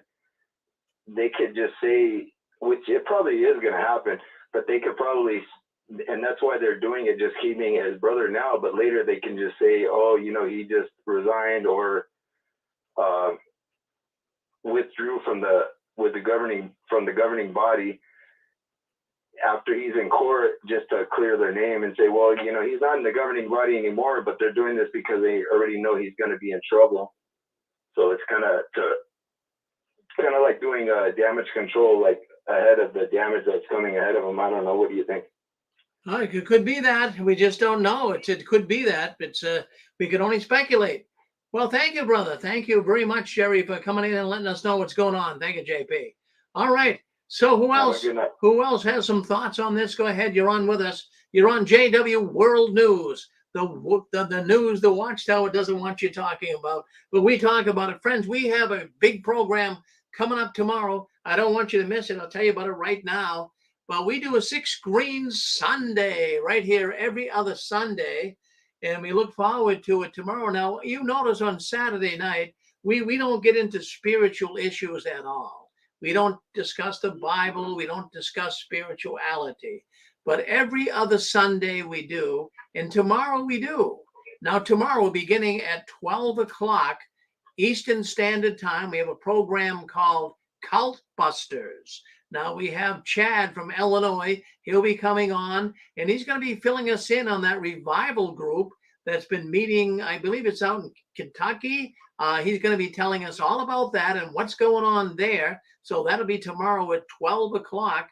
And then at 1 o'clock, we have the Knowing God program. 2 Christian apologists. They explain the Bible in a way that's different than the Watchtower. You'll find them very fascinating. They expose Watchtower falsehoods when it comes to teaching. And then at 2 o'clock tomorrow, I want to announce this tonight. We have Anne Marie coming back in with her program. What do ex-Jehovah's Witnesses do for spirituality when they leave the Watchtower? Now, that's an interesting subject, right? I mean, what do they do? Do they just become atheists? Do they walk away and not want to believe in God at all? Well, we have a man coming on tomorrow. He's going to tell his story. His name is Doc Bob. Now, we all know Doc Bob. My goodness gracious, he was one of the first apostates, so to speak, years ago. He's going to come on tomorrow and tell his story. He was an elder in the Watchtower and how he left the Watchtower and It's a Christian man today, listening to Doc Bob. And then at 3 o'clock, we do JW World News once again. And yeah, we'll give you all the top stories, even some stories we're not sharing here tonight. We'll give you tomorrow on JW World News Sunday edition. But then at 4 o'clock, the Christian Court. Oh my goodness, what a program this is. We're looking forward to that. Now tomorrow, we have 2 Bible scholars that answer questions that, they're not salvation points, but just sometimes Christians have different feelings on. So the questions tomorrow would be, what about capital punishment? Do Christians go along with that? Do Christians vote? Yeah, these are questions you might want to hear. That'll be tomorrow on the Christian Court, plus others. So looking forward to it tomorrow. Join us tomorrow, please. Come into Sunday 6 Greens, beginning at 12 noon tomorrow, Eastern Standard Time. All right, so let's see what else we got going on behind the curtain. Yes. Yeah, I wanted to say you mentioned Jim Jones. All I have to say for the people that are still in the Watchtower, don't drink the Kool-Aid. Well, they're drinking it. Many of them are. I mean, they probably would have if the Watchtower told them to do it. Yeah. Well, very good. They need to stop. Yeah. Well, okay, that's all I got to say. All right. Well, that's a mouthful and a half. All right. Let's take a look. Let's see what else. Yes, Susan. Hi, Rick. Let's go with Susan first. Yep. Rick? Yeah. Well, I just wanted to mention that in times past, the Watchtower thought they were so clever by dividing into all these various corporations. Now they have, as one brother mentioned already, the Watchtower Bible and Tract Society of Pennsylvania. So they're registered in the state of Pennsylvania. So that means that the government can go after those records in Pennsylvania. That means if they find out that the records in Pennsylvania tie into the records in New York, that means they can go into those records too. So they're going into the back door. So I think this story is a lot bigger than we think. And secondly, these poor brothers, these elders that are going to be made to go to court, I have a feeling the Watchtower is going to say, wouldn't it be wonderful, brothers, you would pay your own legal bills and donate that to the society? Because I don't think the society's going to pay for their legal bills. I don't. That somehow it's going to go back to the brothers and the congregation. Well, you're probably 100% right, Susan. Well, thank you for chiming in. Appreciate it. Really, really do. Do we have Burlington, Massachusetts on there? Did you want to come back on and talk to us? Hit *6. All right. We had another caller in there. Well, anyways, we can move on. We can go ahead. Hey, Rick. Yes. When you were talking about the debt from all of the lawsuits that are coming up, what about, I just thought as a quick point, what about all of the construction projects they have? All of this money that they're having coming out. I mean, one of the governing body members said we had more coming out than coming in years ago. I'm sure the construction projects are putting a hurt on them. I'm not sure if you have any updates on what's happening with Ramapo, but I heard that there might be a suspension, but it's probably hearsay or. Well, that's my next story, Eric. We're going to go right into that. Great. I can't wait to hear it. I called the Ramapo office up there. I got it recorded. You're going to hear it. Oh, great. Yeah. All right. Yeah, we got 781. Go ahead, sister. Hi, Rick. It's Gail. I just came on a couple of minutes ago, but I don't know if anybody brought this up. Can you shut the YouTube off in the back? Yeah, well, you got the YouTube running in the back. Yeah, it's kind of, we can hear it. Oh, okay. Let me lower. I'm sorry. Okay. How's that? Is that better? A little better. Yeah, it's fine. We can hear you, though. Yeah, go ahead. Okay. I just came on a couple of minutes ago, and I don't know if anybody mentioned this, but I was thinking about all the witnesses in Pennsylvania. The memorial campaign is going on right now, and I would not want to be one of the witnesses going door to door in Pennsylvania, and I just was wondering what you thought about that one. Well, I do think about that. I don't think I'd want to be going door to door either. I mean, it's all over the state. I mean, really, people. I mean, it's one thing to be a real pedophile, but I know one thing. Up here in Boston, now you're from the Massachusetts area, so you know what I'm talking about. But when they had the Cardinal Law and the Boston Globe investigating the sex abuse of the Catholic Church. I'll tell you what, there was many priests that would not wear their collar. They were embarrassed. And that's how I would feel right now in Pennsylvania if I was a witness. Jeez, I'd feel like people looking out the window. Look at that pedophile. I wouldn't go. I wouldn't go door to door. No, because that's exactly what I would feel like. They're staring at you. Look at all the news And, down there. they're putting themselves in harm's way too. I mean, I was thinking about the brother that got shot while in service, waiting for his family. I mean, who knows how people are gonna react to all this news in Pennsylvania. Well, the witness should be addressing this. They're not telling the witnesses at all. It's dangerous to go door to door. And They're not. No, it's terrible. I spoke to a sister last night. She called me up. She didn't even know. A lot of friends still don't know about Tony Morris.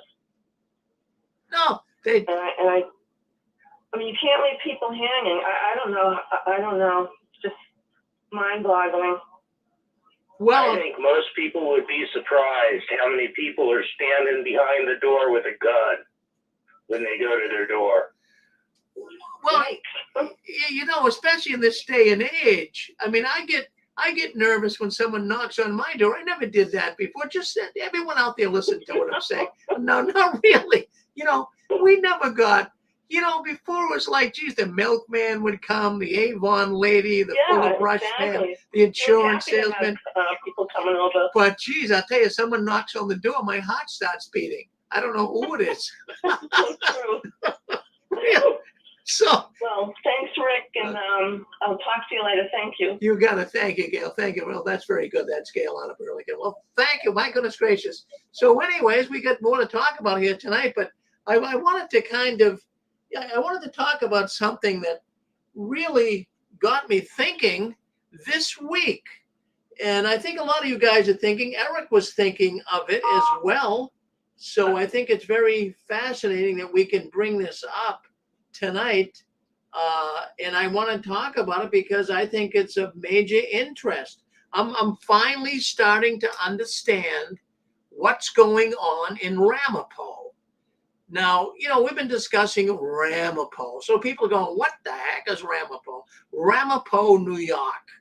The Jehovah's Witnesses, in case you haven't heard, I think everybody has though, that they're building this mega giant video production center up in Ramapo, New York. And it's built on 242 acres of land. I mean, it doesn't cover that many acres, but it's a good sized building. I mean, it's going to house 600 dormitories, apartments, if you would. There's going to be an underground parking garage. There's going to be a gym. There's going to be everything you can possibly think of, including a car wash. I mean, it's a gigantic project that the Watchtower is at least bragging about. It's going to cost $500 million. That's $500 million. It's a lot of money, right? So the Watchtower, they're trying to get this money. So I'm finally starting to come to grips with what the heck is going on up in Ramapo. So, the Watchtower has been preaching here as of late. We're in the final days of the final days, and they're preaching that Armageddon is so near. You know what that does, friends? That brings the cash in. When they get the Jehovah's Witness fearful and panicky, they put money in the box. Did you know that? That's what the witnesses do. The more fearful, the more frightening, the more scared they are, they begin to unload their pockets because they say, what's the use? Let's give it to the Watchtower. Armageddon's coming. Who's going to use it anyways? That's what they think. And they give Watchtower all this money. So I'm just thinking the Watchtower as of late is constantly dealing with huge building projects. Yeah, let me just rephrase that. Yeah, the Watchtower lately is dealing with huge building projects. Now, you're not hearing much about Kingdom Hall buildings, but you're hearing about Ramapo. You're hearing about the movie studio they're trying to build in Australia. You're learning about this site they just bought down in Long Island for $27 million, a former Geico building. So you're saying, well, wait a minute, what's going on here? If you're a witness, you're scratching your head and you're not getting it all. Well, let me bring you right up to speed on what's going on, because I get banging my head against the wall here the last couple of days. I'm saying something isn't passing the smell test. Something is not passing the smell test. So anyways, you have all of these child sexual abuse allegations that are coming against the Watchtower. It doesn't seem like they're ever going to end. And man, they are getting more and more expensive. You know, I mean, everything's getting expensive, right? You go to the store, it's expensive, more expensive than it was a year ago. You can imagine what legal cases are costing the Watchtower. So everything's getting more expensive. So we got that. So I believe, I'm just thinking out loud here, but I'm really beginning to believe this, that Ramapo, this big multi-million dollar, really multi-million, it's a $500 million project. I believe that this is just a cover-up for money needed for the child sex abuse cases. This is very clever what the Watchtower is doing.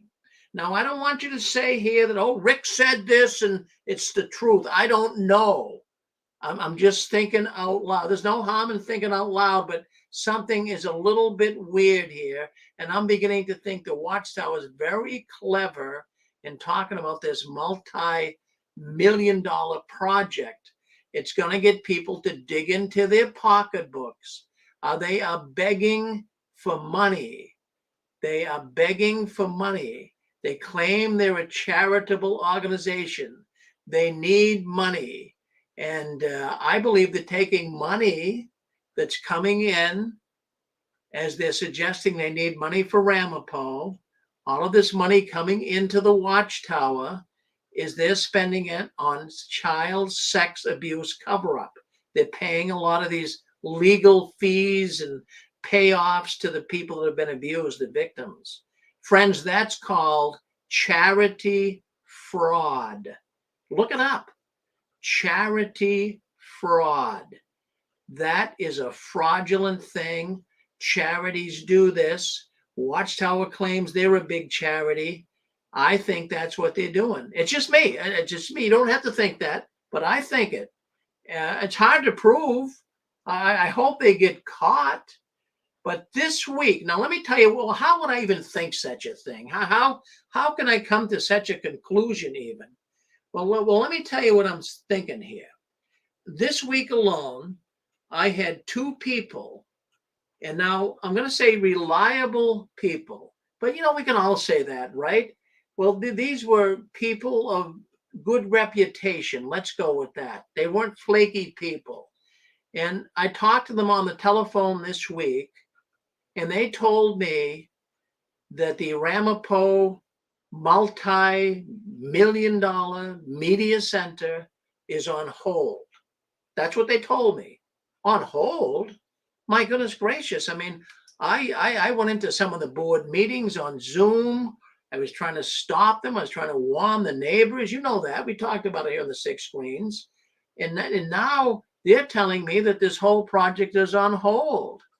And it doesn't appear as though they're going forward with it. Wow, can you believe that? Well, you know, I didn't know. They told me, these two reliable sources told me. So I got an audio clip, and I want to play it for you. I called the Ramapo, New York Building Department. I want you to hear what they told me, and then we can discuss it on the other side. So let's go in. I want you to hear what Ramapo told me. Let me just make sure we got this settled here. All right, let's just do this. All right, let's start right here. I want you to listen closely. This is the Ramapo Building Department. This is the department that's given the okay for the Watchtower to build their media center. Listen in.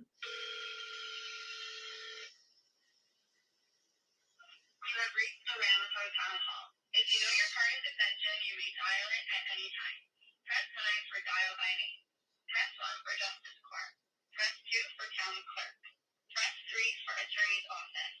Press 4 for building, planning, and zoning. Press 5. You have reached the town of Ramapo Building, Planning, and Zoning Departments. Complaints cannot be taken over the phone and must be submitted online, to the mail, or in person at Town Hall. Press 1 for building department, including building permits, JWs, fees, and to schedule inspections, except Section 8 inspections. Press 2 for zoning board of appeals. Press 3 for all planning board, CDRC, and ARB. Press 4 for Section 8 inspections only. Planning. Yes. Hello. How you doing? Yeah, maybe you can help me. It's just concerning. I'm concerned with the Watchtower buildings they're putting up in Ramapo. Are they still going ahead with that project? Do you know? This is still before the town board. I'm going to send you down there. Hold on 1 second.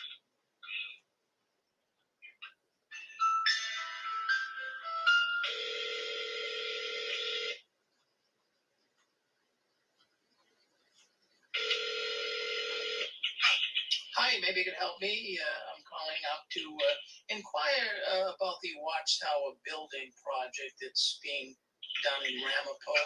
Is that on hold? Is that on hold at the time? Do you know? I don't think it's on hold, sir. I think they're doing tree clearing now. Would you know they're going to have another town meeting on that, or is it all over now? No, it's not over, but I think as far as there's nothing coming up on the town board meeting for that yet. I think they have a tree clearing agreement that they can clear the trees, but I think the last I heard was the DEC was they were like in a little holding pattern with the DEC regarding tree clearing. But that's where they are in the process now, and then I don't know when they come back to the town board.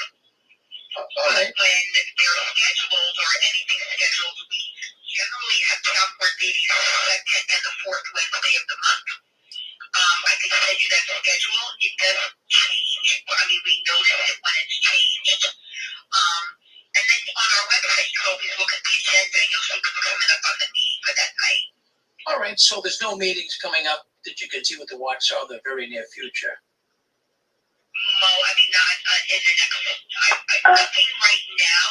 The next town board meeting was canceled for March 8th and rescheduled for Monday the 13th. That's the next town board meeting. And right now I have nothing on my desk, about Watchtower. And all the Watchtower documents are on the town's website. Oh, they are? Okay, so I can check that out.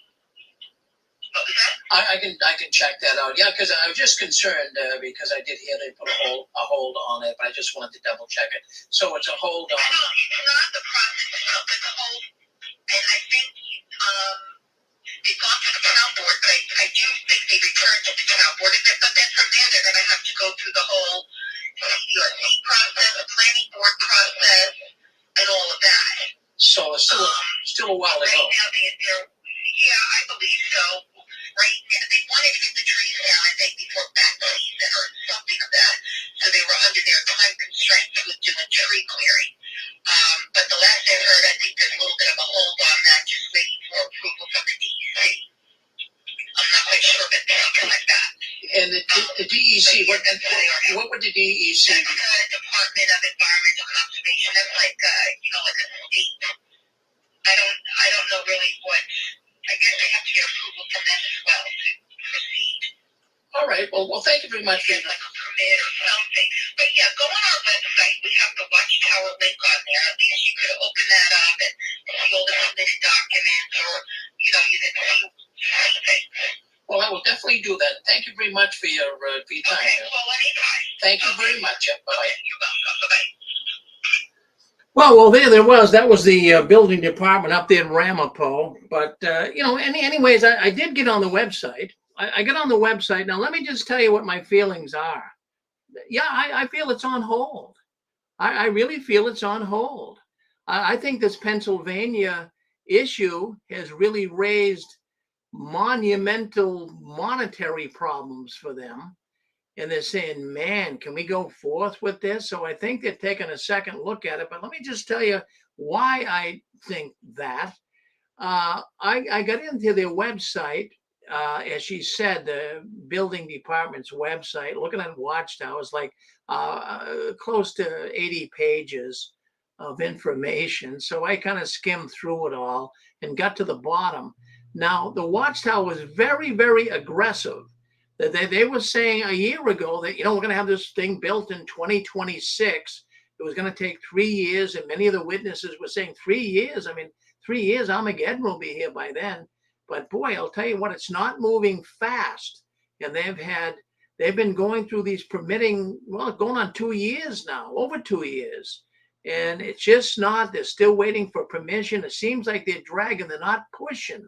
They're not pushing like they were. I actually was involved with 2 meetings that the Ramapo board had. I was on Zoom, and boy, they were very aggressive 6, 8, 10 months ago. But they are now dragging their feet. Now, there was a meeting coming up, but they're not going to be in that meeting either in 2 weeks. I looked at the agenda, and they're not going to be there either. But, you would think that they would be there, but they're not on the schedule to show up and get this thing moving. So by them not being there for the next meeting, that's very enlightening to me. It seems like they're kind of backing off somewhat. And why wouldn't they? My goodness, they got all these expenses. And not only that, but let me tell you something. This could be one of the greatest religious scams in American religious history. Now, don't take it to the bank and cash it. I'm not saying that's the case. It's just sometimes that's where my mind goes. I mean, I'm thinking, because I got 2 calls from people saying it's on hold, and they got this information from inside Bethel. And then I called the building department, and they're kind of wishy-washy. They got other things on their mind besides, they got other things. I'm sorry, friends. I think we might have lost you on YouTube for a second, but just stay here with us. We had a blinking microphone. They have the Ramapo department has other things on their mind. And consequently, because of that, they're not really paying attention. But Watchtower, at least what I see, they're dragging their feet. Also, I mean, the 2 reliable sources. Rick? Yes. Rick? Yes. This is Sharon again in North Carolina. Yes. On what you just said about that they could be the biggest scam in religion, they want to be known worldwide. Wouldn't that be something to be known worldwide as the biggest religious scam? They very well could. They very well could with the frosting on that cake, Sharon. I'll tell you why. You remember Jim Jones and Tammy? I'm not Jim Jones, but oh yeah, Jim Baker and Tammy Faye. Remember? Jim Baker. Yeah. Jim Baker, right? Well, you remember them, and they tried to pull off a condominium development down in North Carolina, where you live, and they were trying to pull that off and sell it to people, and they had people sending money in, and geez, I'll tell you, Jim went to jail on that. Yeah. So they come up with all these. With the pedophilia on top of it, I mean, this could be mind-blowing for those that are still in and are very, very dedicated. That may cause a mass suicide, because if they have pride attached to them with the Watchtower, like a lot of elders, like my father, he's totally full of pride. That's why he will never admit he was deceived. That could cause a mass suicide right there, that they wouldn't be able to face their neighbors, their family, because they were so deceived and they never thought to look further. And how many families they destroyed, and the ones that are still in with their families being destroyed also, and they never thought to say, well, what is your point of view? Instead, they left it all up to those guys in New York. They never thought to do any kind of research on their own. Well, there you have it. I mean, really, it could be a real big disappointment. I mean, I don't know what it would drive a person to do, but when people get totally disappointed with something, bad things happen. Good things don't happen. So we'll see what happens. But you know, the Hey, one of the things I think I see in Tony is that he's looking like a disappointed old Jehovah's Witness. I've seen it over and over and over again. The end didn't come, and he's getting old. He's going to die, and he's just drinking his life away, if that's what he wants to do. You know, it's just, he's seeing all the disappointment like all of us have. Well, we all have seen that disappointment when we were witnesses. And boy, we're all so glad we're out of it right now. But what I wanted to say is, so anyways, well, what gets me thinking about this Ramapo being put on hold, there's some other factors too that I wanted to bring into the equation. Now, the other factor is the two people that I talked to on the phone that have inside information from inside Watchtower, the Long Island Assembly Hall. Now, that building that they bought for $27 million down in Long Island, New York, they just bought it from the Geico just 3 or 4 weeks ago. They bought it from the Geico insurance company. So they got that building for $27 million. And now, from what I understand, they're going to utilize that building, but they're going to build an assembly hall in the parking lot. So I've been told yesterday by these two people that they're diverting the funds from the media center, Ramapo, and they want to be closer to New York. So they're going to go down to Long Island, I'm sorry. So, I mean, that's what I have heard. But friends, you can't, because everything is so esoteric and so secretive, you don't know.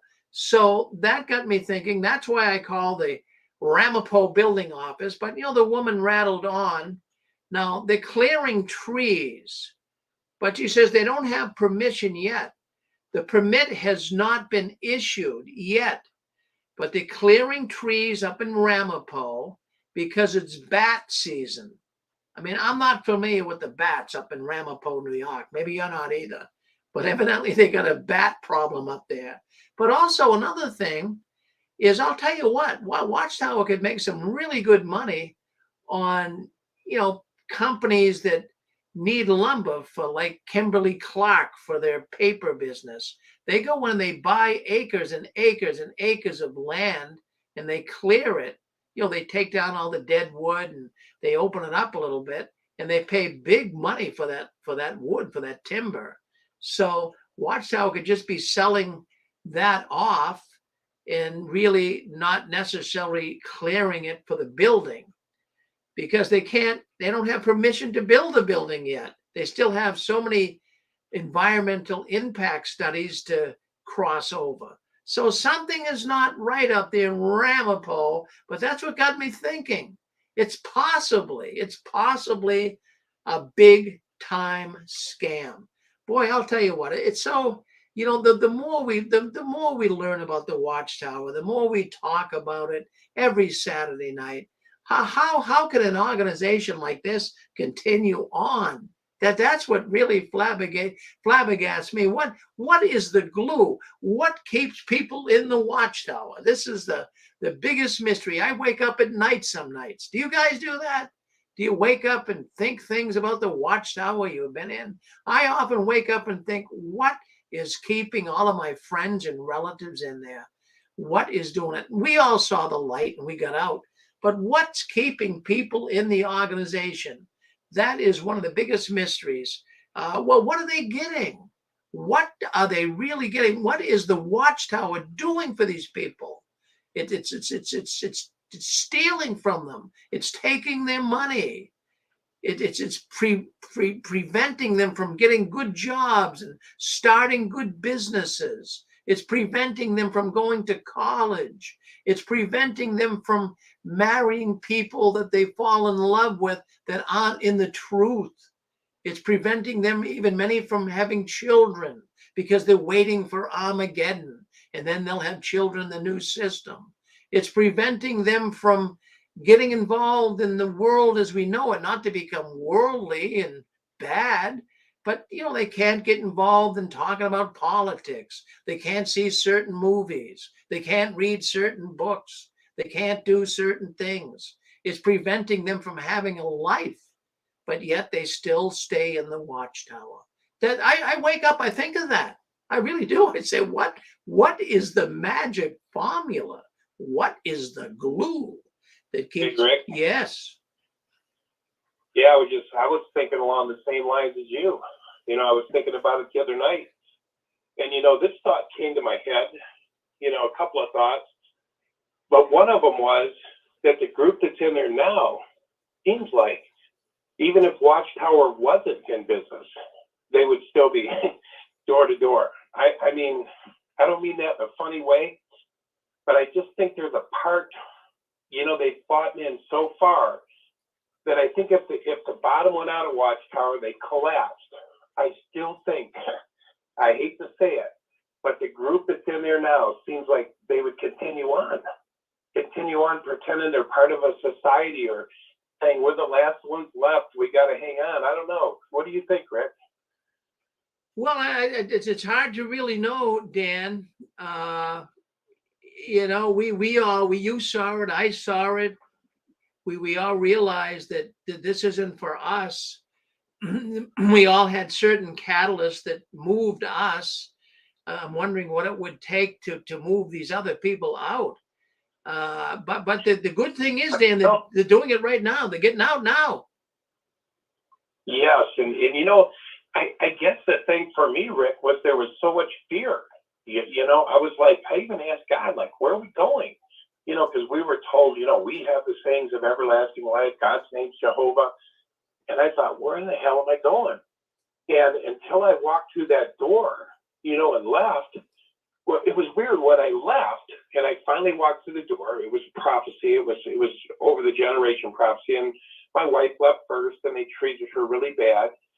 But when I walked through that door, I had so much love, and I feel God is love. And I felt that love was coming at me from every angle. But you know what I thought it was? Demons. I thought it was demons. I thought the people were full of demons. And I'm telling you, I had love in people line up for miles. I feel God sent all these people in my life. It was like the love of God just coming at me. And I was like, they're demons. They're spiritual. They're not like me. They're Christians. They're this, they're that. And I was trying to push them away. And they were just, I had, like personal coaches. I had people lend me money. I had people that take me in as a son. And I had this back of my mind, this is Satan tricking me. This is the devil. I had it so programmed that everything out there was demonic. And it was just the love of God that I finally said, these people, they're loving. These people are like, they're nice. How could I have thought they were all Satanists? How could I have thought they were all people that needed to be destroyed? Biggest surprise of my life was when life went on after Watchtower. I didn't lose my job. I didn't lose, it was like everything was still in place. It was like, man, I'm telling you, Rick, leaving that Watchtower was like coming out of a trance. I was in a whole nother dimension, which you were and everyone of us else were. We were in an altered reality within that organization.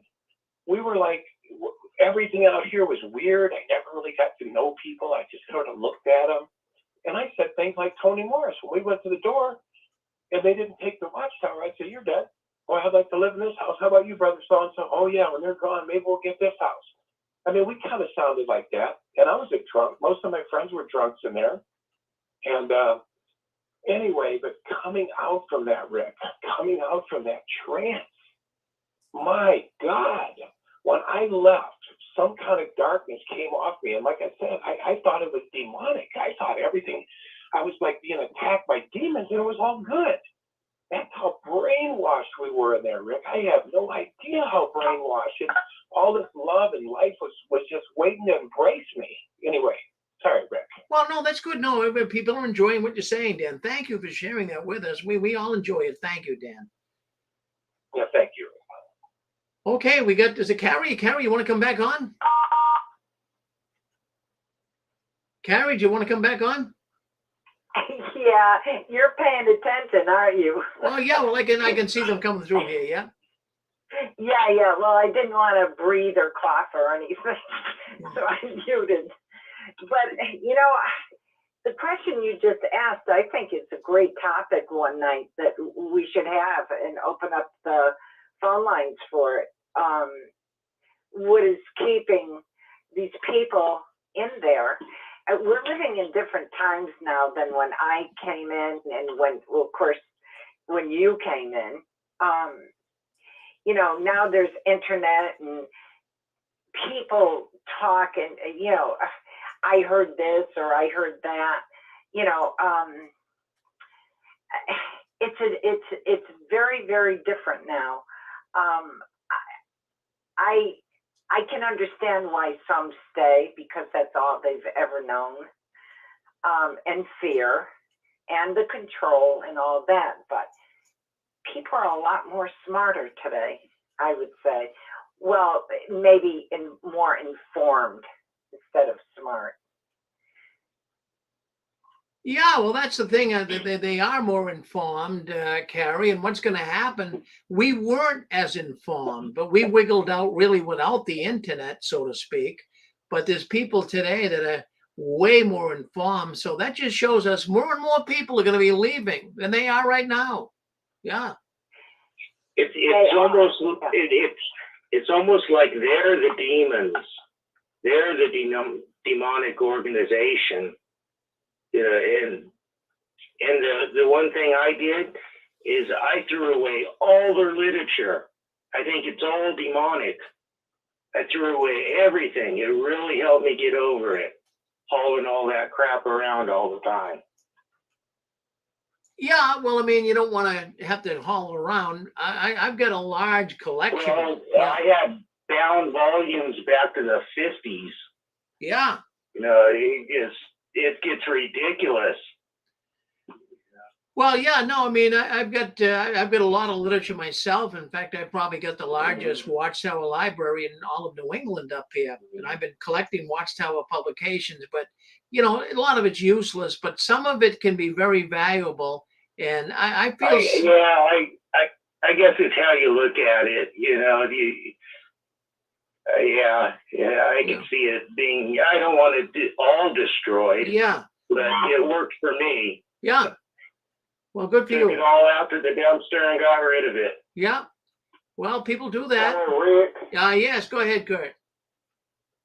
Yeah, if and when they get the media center built, do you know exactly what they're going to do with it? Well, their main goal is to produce videos, advertising or at least suggesting people to come into the cult to become Jehovah's Witnesses. That's what they're trying to do, is produce these high quality videos, hoping to trap people, to recruit them into their cult, because they're not doing it door to door. And then they're following after Scientology, which is another cult. That's how they're recruiting people today, is through their streaming. They have quite a extravagant studio. So Watchtower, I think, is copying them. They figured, wow, we're really not finding much progress with our cart work or progress going door to door. We gotta get into the streaming business. Well, they should have been in that years ago. They should have been on TV years ago. That's what I often thought too. Geez, if you really have the truth, rather than have people knocking on doors all over the place, just come on TV and tell people, Yeah. Yeah, I agree. Thank you for that. Yeah. All right, thank you. I think we got. Is it Gilbert? Go ahead, Gilbert. Hey, Rick. I want to try to answer your question. Yeah. Even though my throat is gone, you say how is it that the Jehovah's Witnesses can still stay there? And the answer is very clear. And I talked about this so many times, especially when people call me.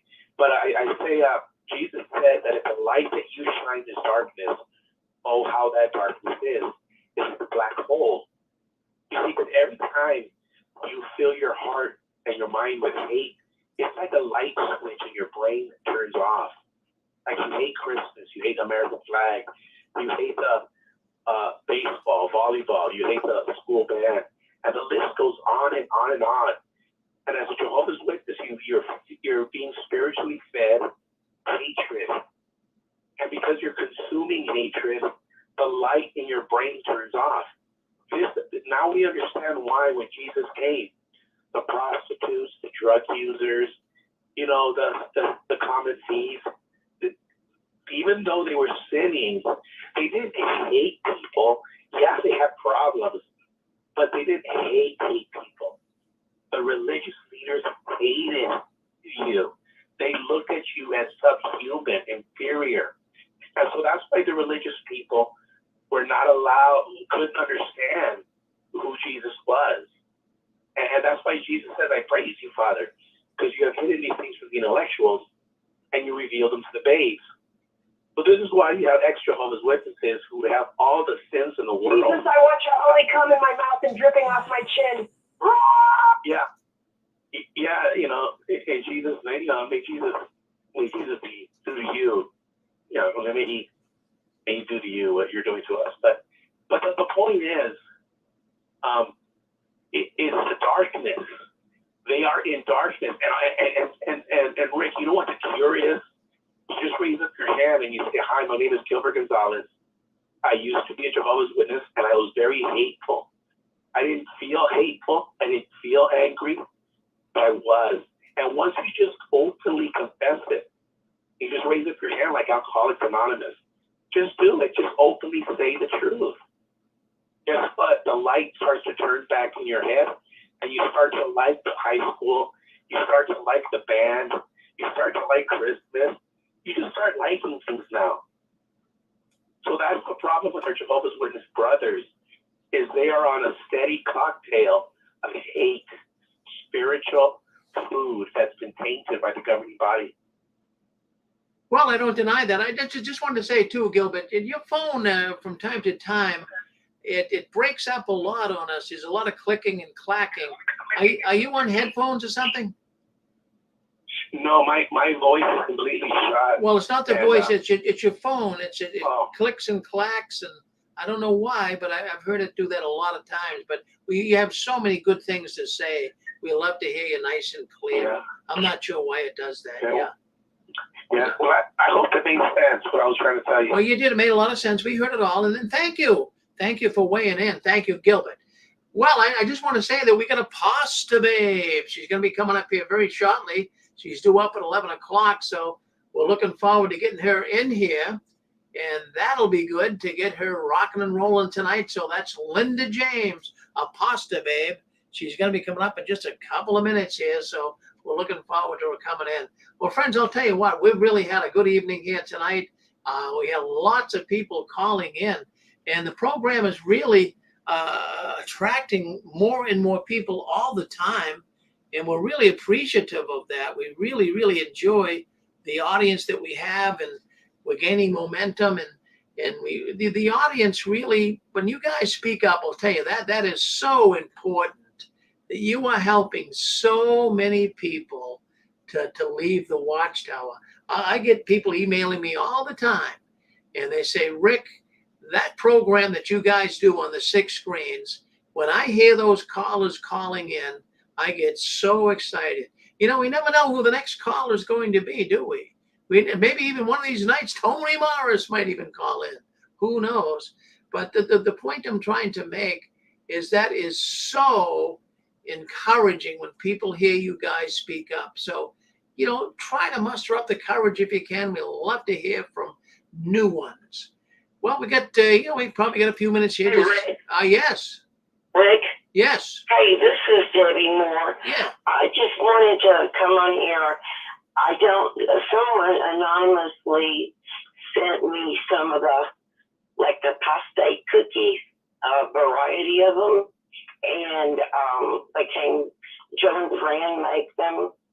A sister ordered them, but I don't know who it was.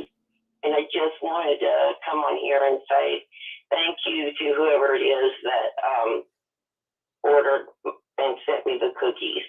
And it was a sister. And can you hear me okay? Oh, yeah, I can hear you. Yeah. Well, thank you, Debbie. That's good. How'd you like the cookies?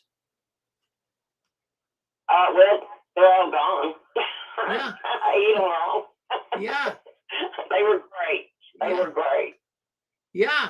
Hey, Rick, I'd like to see you. We'll make them, make to order for anybody. So they're really good, and it was a great variety.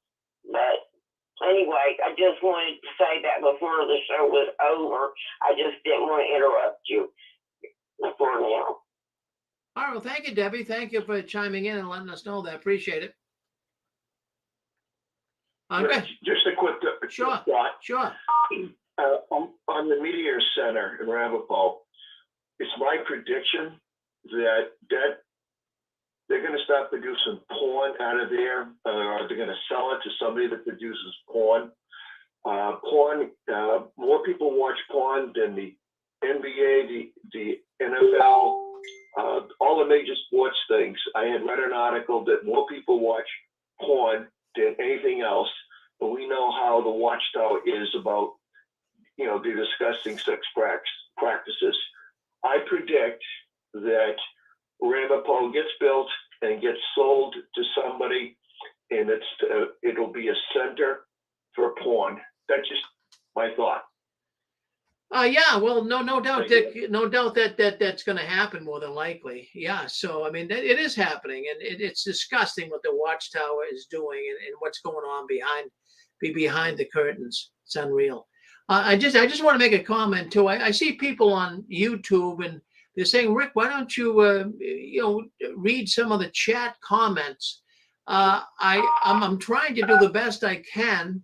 The problem that we have here, folks, we're on right now. We're on eight different platforms. I've got 7 computers running in my studio. You can't see it, but we have a telephone line where people are coming in. I'm monitoring that all the time. I just had some intruders coming in. You probably didn't notice it, but they try to come in. I have to watch for them all the time. So a good part of my time is taken up watching for intruders that try to bust into the program and interrupt it. I'm also paying attention to other things here, making sure the sound is up on the 6 screens video suite, making sure the sound is up on all of the platforms. So eventually, when my wife gets better here, she's going to be in here with me, and I'm going to have her read some of the chat. So it's not that I'm trying to ignore you on Facebook and YouTube. I can only do so much. I'm just all by myself here in the studio. So please understand that. I'd love to. I try to glance down once in a while, but I'm trying to do my program and do my news, and not complaining, just explaining that, man, I'm telling you, it's a real job here, just trying to keep everything running. So that's why I don't make comments, but I'll just take a look now. I'll take a look through chat and just take a quick look and see if there's anything here that we can say. The people in there, they seem to get along well in the chat boxes, and they're talking to one another. I'm glad they're meeting friends in there. Just trying to see anything of what we can do is the people in the chat, when you can muster up the courage, we'd love to have you call into the program. That would really be great to call in, and we all love to listen to the new ones calling in.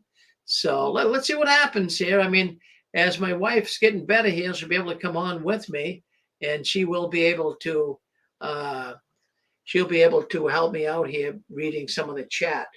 So anyways, we're moving forward. We're going to pasta babe. She just wrote me. She said she's going to be in about 15 minutes or so. So we're looking forward to her coming on, and that'll be good. And she's out in Los Angeles, so she's 3 hours behind. But anyways, what would someone like to say? If you'd like to say something, go ahead. Come on, say hello to us. Go ahead. You're on with us. 864, you want to speak up? Go ahead. Hey, Rick, can you hear me? Yeah, go ahead.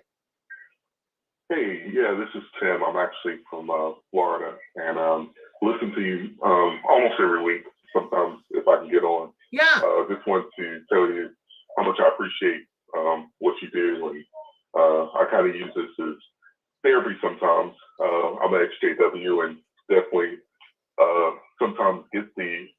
the urge to possibly go back. My dad's an elder, but because of many issues I've had, of course, I've learned to turn it away, and you've definitely helped me in the past.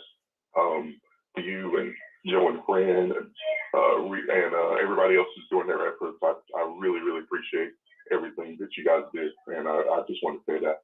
Well, thank you. That makes me feel good. Well, thank you for listening in, and I'm glad that the program's helping you. And don't you like it when people speak up, huh? Yeah, definitely. It definitely helps. I like the regulars that are on here that typically talk, but love to hear from people that have been, it's really encouraging to hear someone who's had PTSD just like myself from dealing with the witnesses and turning their life around and seeing that the world is not that bad of a place as everybody has been taught to feel that way. So Yeah. So how long have you been out? I've been inactive probably for about 10, 15 years. Wow. I stay inactive because I don't want my parents to have to make that decision to cut me off. So I just kind of keep the carrot in front of them. Like, I may come back, but I'm not, Yeah. This is just so my dad won't, disown me or anything. And it is sad that I have to do that, but that's the reason why I stay low key. But in my heart, I'm definitely apostate. There's no way I'll ever come back. Well, I understand that. No, there's extenuating circumstance where you just can't, and you hate to ruin your family. You love your family, and it just makes it so hard. But my heart goes out for you. That's a tough thing. That's a tough thing to do. Yeah. Yeah, it is. But well, that's great. Well, I'm glad you called into the program tonight. Really, it really made my night. Thank you very much. Thank you. Thank you. I appreciate it, Rick. I'll be on hopefully next week also. Yeah, don't be a stranger. You come back and see us now, okay? Okay, I appreciate it. All right, thank you. All right, it looks like we get my beautiful wife, Susan. Susan, you want to say something? Just as you spoke up, I was going to say, I love it when people speak up. Even though, I'm associated with you, I love it when new people come on and express how this, I call it the largest group meeting of ex-Jehovah's Witnesses in the world, because it is. Group meetings to help alcoholics. And we were addicted to the Watchtower. We just had to have that meeting every week or whatever. We needed that brainwashing every week to keep us there. And so now we need this group meeting to keep washing our brains out so that we don't believe all this stuff anymore. We could easily, if we lost all the friends we made right now in the ex-Jehovah's Witness community, how likely would we be to go back? Why? And why? Just because we needed the association. So now we have each other. And when new people speak up, I love it. So if anyone is even thinking of speaking up tonight, I hope you do, because it's so much fun to hear from you. Oh, well said, Susan. And it is so much fun to hear from them. Now, we've got, we got a pasta babe. She'll be coming on here very shortly. Now, what you do, a pasta babe comes in here and she burns the midnight oil. And she's on every Saturday night. And boy, she has her own group of followers. And if you can't sleep tonight and you're pacing the floor and you don't know what to do, well, the 6 Screens goes all night long. And then what the 6 Screens does late at night, especially in the wee hours of the morning, we start getting people coming in from Australia and the United Kingdom and in other parts of the country where it's now becoming their day. So, listen to Pasta Babe. She's your favorite apostate, and she's going to be coming on shortly, as we say, but check it out. I mean, it's a light program. She doesn't get as heavy into, the witness dogma and how we're going to cut the Watchtower out of our life and all of that. Well, she's just healing after the Watchtower, but she doesn't get too much into the scandals and what have you. We do that mostly on the news, but she has some good, interesting thoughts, and people call in, and especially, I'll tell you what, in the wee hours of the morning, sometime if you wake up at 3 or 4 in the morning, check it out. You can't believe the amount of people that are coming in talking to a Pasta Babe, and they let their hair down and they talk about a lot of things. It's not just always about the Watchtower. but you can see that people are normal. People leaving the Watchtower, they have other things on their minds, and you're going to hear all kinds of things in the wee hours of the morning with a pasta babe. So by all means, check. I know. Yeah, go ahead. I know I'm all worked up after I get through listening, and I don't sleep all night. I listen to her and call in and harass her. Yeah. There's no way you can go to sleep after listening to all this. It gets me so worked up. It takes me a couple days to wind down. You know, I try to forget about this stuff, but it's so bad. Well, I hope it's not. I hope it's not damaging you. I hope that you can feel. Well, sometimes I do kind of got to lay off. Yeah. Yeah, I do kind of got to lay off sometimes. Well, that's okay because I can understand that. Go ahead, you're on with the sister. Oh, we have a sister. Go ahead, Debbie. Okay, I was just going to say, Linda is she's almost like going and having therapy with somebody. She's so smart. And yeah, we all let her hair down. It's just like when the men aren't on there, it's like a hen party. But when the men come on there, it's just like a get together like we used to have. When we were witnesses, we did have some good gatherings though back then. And this is nice. Yeah, well, we go all night long, and then she brings different people in too. She has her own audience. So if you haven't checked out your favorite apostate, Pasta Babe, she'll be coming on in just a few minutes. We have a number of friends. We have, yes, Dick. Yeah, I just want the audience to know that a lot of people that have been in the Watchtower do suffer from PTSD. I had a person approach me when I was a chaplain for Rolling Thunder, and he was a cook in the Army, and he had never been in combat, but he had been in Vietnam. He'd been in the combat zone, and he had a really bad case of PTSD because every single minute he was there, he was under the belief that he could be rocketed, mortared, and blown up, or he could be sniped and be killed.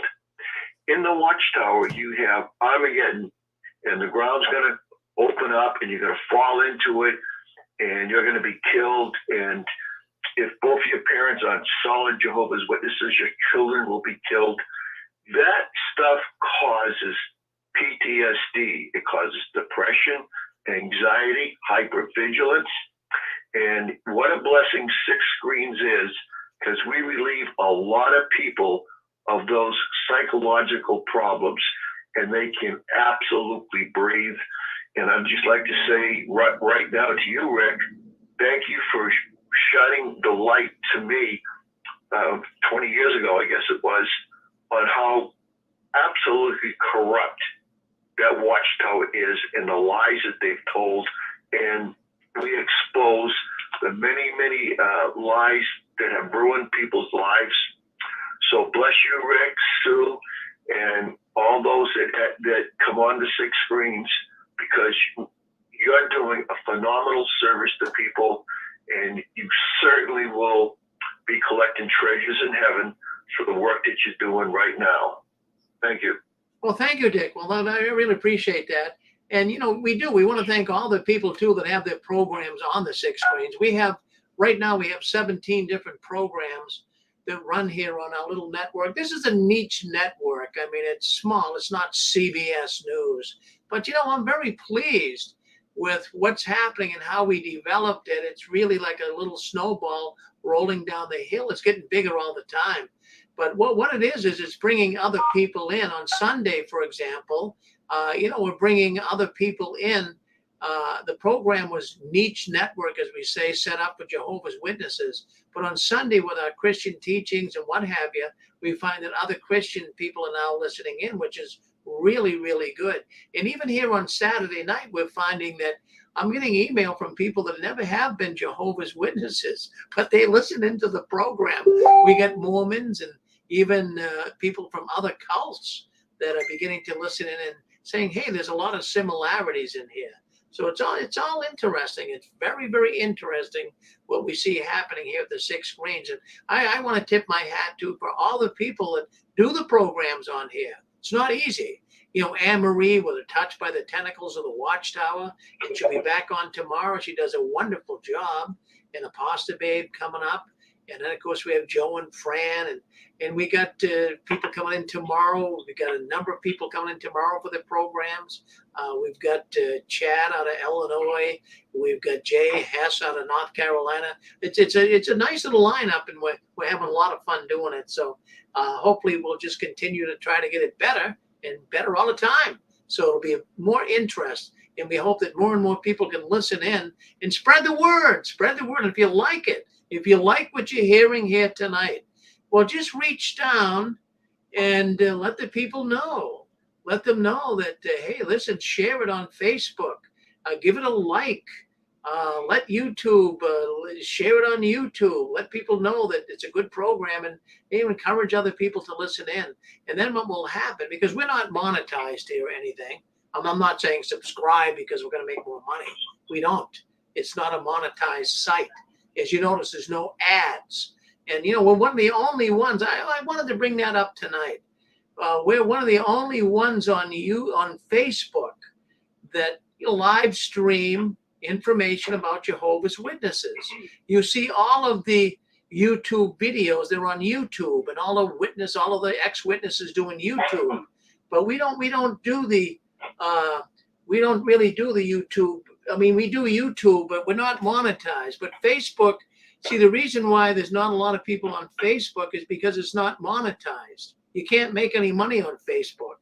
So everyone goes to YouTube. But you'll catch us on Facebook. I'm not in this for the money. I told you that before. I'm in this trying to get you guys out of the Watchtower. So that's what's happening. Do we have New Jersey? New Jersey want to say something? Go ahead. All right. Well, okay, I guess not. We have New Jersey. Okay, we got a number of people coming in, but yeah, I'm just gonna mention to you that we got a Pasta Babe coming on here very shortly, but we do have our Sunday program tomorrow. We've got a lot of good things happening here. We got a bunch of brand new programs coming up too in the future, and I'm getting a lot of emails, like I said earlier. But some of these emails, I'll tell you, they're quite startling. And many people, they are so upset with the Watchtower right now, and they're really voicing that to me in their emails. And they're saying that that's it, they've had enough. But the good thing is they're telling me their relatives and friends are getting out too. So this is just amazing to me. So anyways, Linda, you on the telephone line? I see you're in the active zone here. Yes, I'm here. Hold on one second. I just got to say hello to Linda. Linda, what's up with you? I'm just here. Are you on the telephone line? Or you want to come on the YouTube? YouTube? Yeah. Oh, I'm echoing, aren't I? Are you coming on YouTube or what? Yes. Should I hang up on the other line? Yeah, hang up on the telephone line. Yep. You don't need that. You don't need the telephone. You don't need the telephone. Yep. All right, well, we got a Pasta Babe coming on here very, very shortly. So, friends, I want to thank you all for coming in tonight. I know we've been going now for about 4 hours, and I really appreciate everyone that's been calling in. We had a really good program. We discussed a lot of information, and I'm really glad to have friends like you, because you're real friends. You know, when I was in the Watchtower, they were fair weather friends. But we're all gaining a lot of friendship here, aren't we? We're all learning to talk to each other in a nice way. We're civil with one another. We're kind to one another. And I wish I could meet you all in person, but it's like I know all of you guys. And many of them probably only met 1% of all of the people on the program, but it's like we all know each other. And we can call each other and talk to each other. And we have a fun time here every Saturday night. So anyways, hey, Rick. Yes.